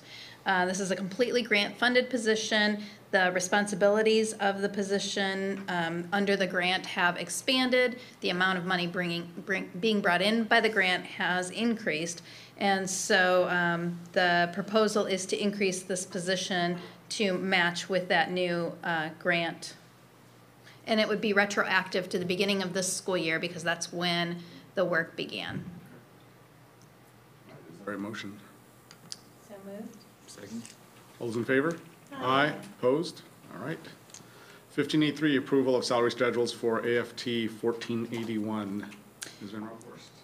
So as the board is aware, the AFT ratified an agreement with us in October of 2018, and it provided for a 5% compensation increase for 1920 contingent upon the approval of our parcel tax that was approved. And so this is the 1920 salary schedule for AFT members coming before you. The impact of this was already included in the disclosure that was presented back in October. So there is no new impact that hasn't already been disclosed. Very motion. So moved. Second. All those in favor? Aye. Opposed? All right. 15A4, approval of salary schedules for unrepresented employees. Ms. Van Roophorst. Thank you. So this item is to approve the same 5% salary increase for our unrepresented employees, which are the administrators and the confidential employees. This does have an additional change proposed on the 1920 salary schedule for vice principals, moving from 205 days to 215 days with the salary increase that would come along with that. So their daily rate remains the same, but the salary increases by 10 days, which allows us to have better coverage for our campuses and more opportunities for admin to collaborate together. Okay. Is there a motion? Move to approve salary schedules for unrepresented employees. All those in favor? Aye. Opposed? All right, item 15A5, governing board stipend increase. Ms. Van Roophorst. All right. So in 2000. Second. It's okay, go ahead. It's late, sorry. In 2002, California Ed Code set the rate for governing boards of districts our size at $240 per month. It also stipulated that governing boards could increase their monthly stipend by up to 5% annually, and the JUHSD governing board has not made any increases, so they currently are at the 2002 rate of $240 per month. So before you today is the proposal to increase the governing board's monthly stipend in accordance the same rate as the employees were increased, so 3.2% for this current school year of 18-19, and then another 5% for 19-20. So I think there was already a motion from Ms. Tejada and a second from. Governing board stipend increase. Second. And just a caveat that we spend on school district events, like I usually spend Oh, I 3 to know. 4 times as much Oh, easily. as Me this. You know, I just bought my Mission Fusion ticket. I actually need to talk to you about getting a pancake breakfast ticket. So, you know, it's almost like a reimbursement. Yes, it is a reimbursement. And gas And a and all that reimbursement, stuff. yeah, right. Yep. Okay. All those in favor? Aye. Opposed? All right. Motion passes. 15A6, certificated hiring incentives. So based on historical averages, we anticipate approximately 14 teaching vacancies in the areas of special education, math, science, and world language for the 1920 school year. These positions have been hard to fill. We currently don't have, as you know, a full math staff, as our superintendent is teaching math.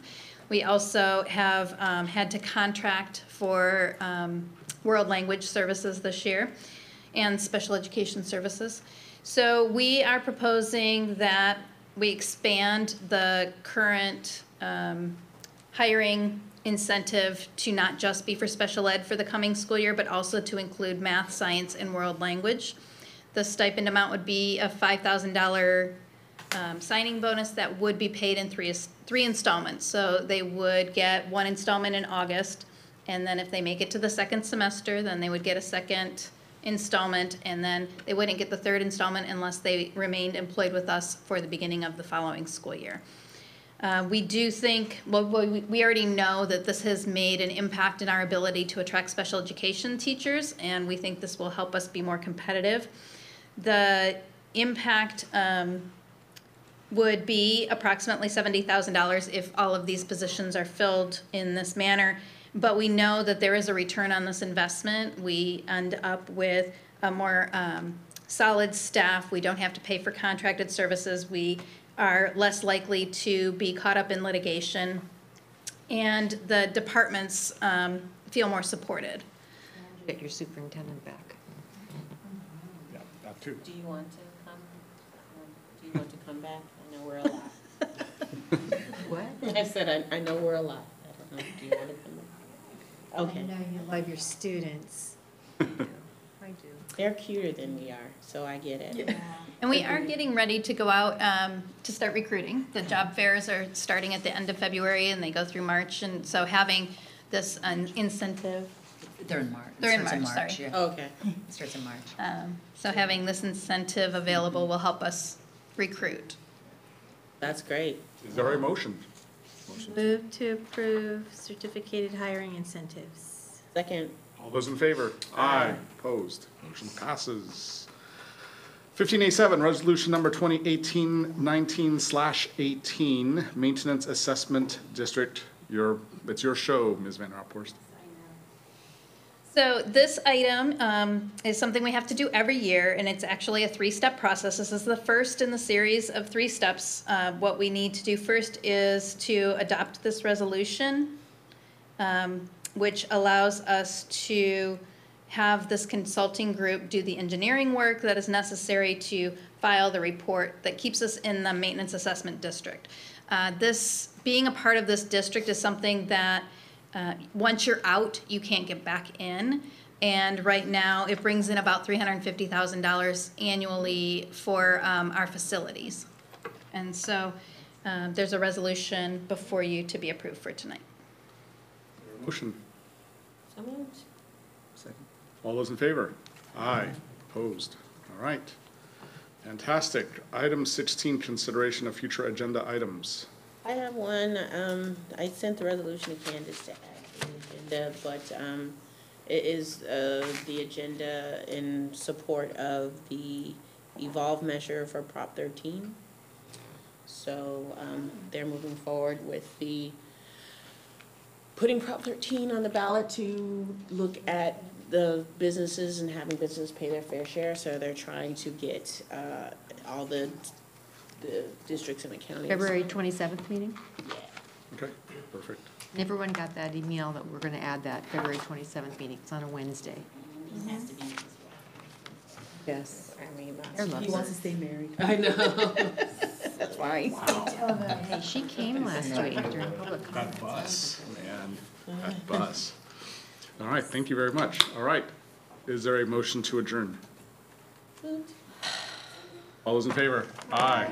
Opposed? You're a fool. You don't want to stay a few more hours? You say nothing. I'm ready, let's go. Let's work on Paul. Adjourned at 9:56 p.m. 10. I know, I lost That's what she just said. She lost by 4 minutes. I lost by 4 minutes. I couldn't go, and I'm sorry, I didn't know, Tina, I would have talked.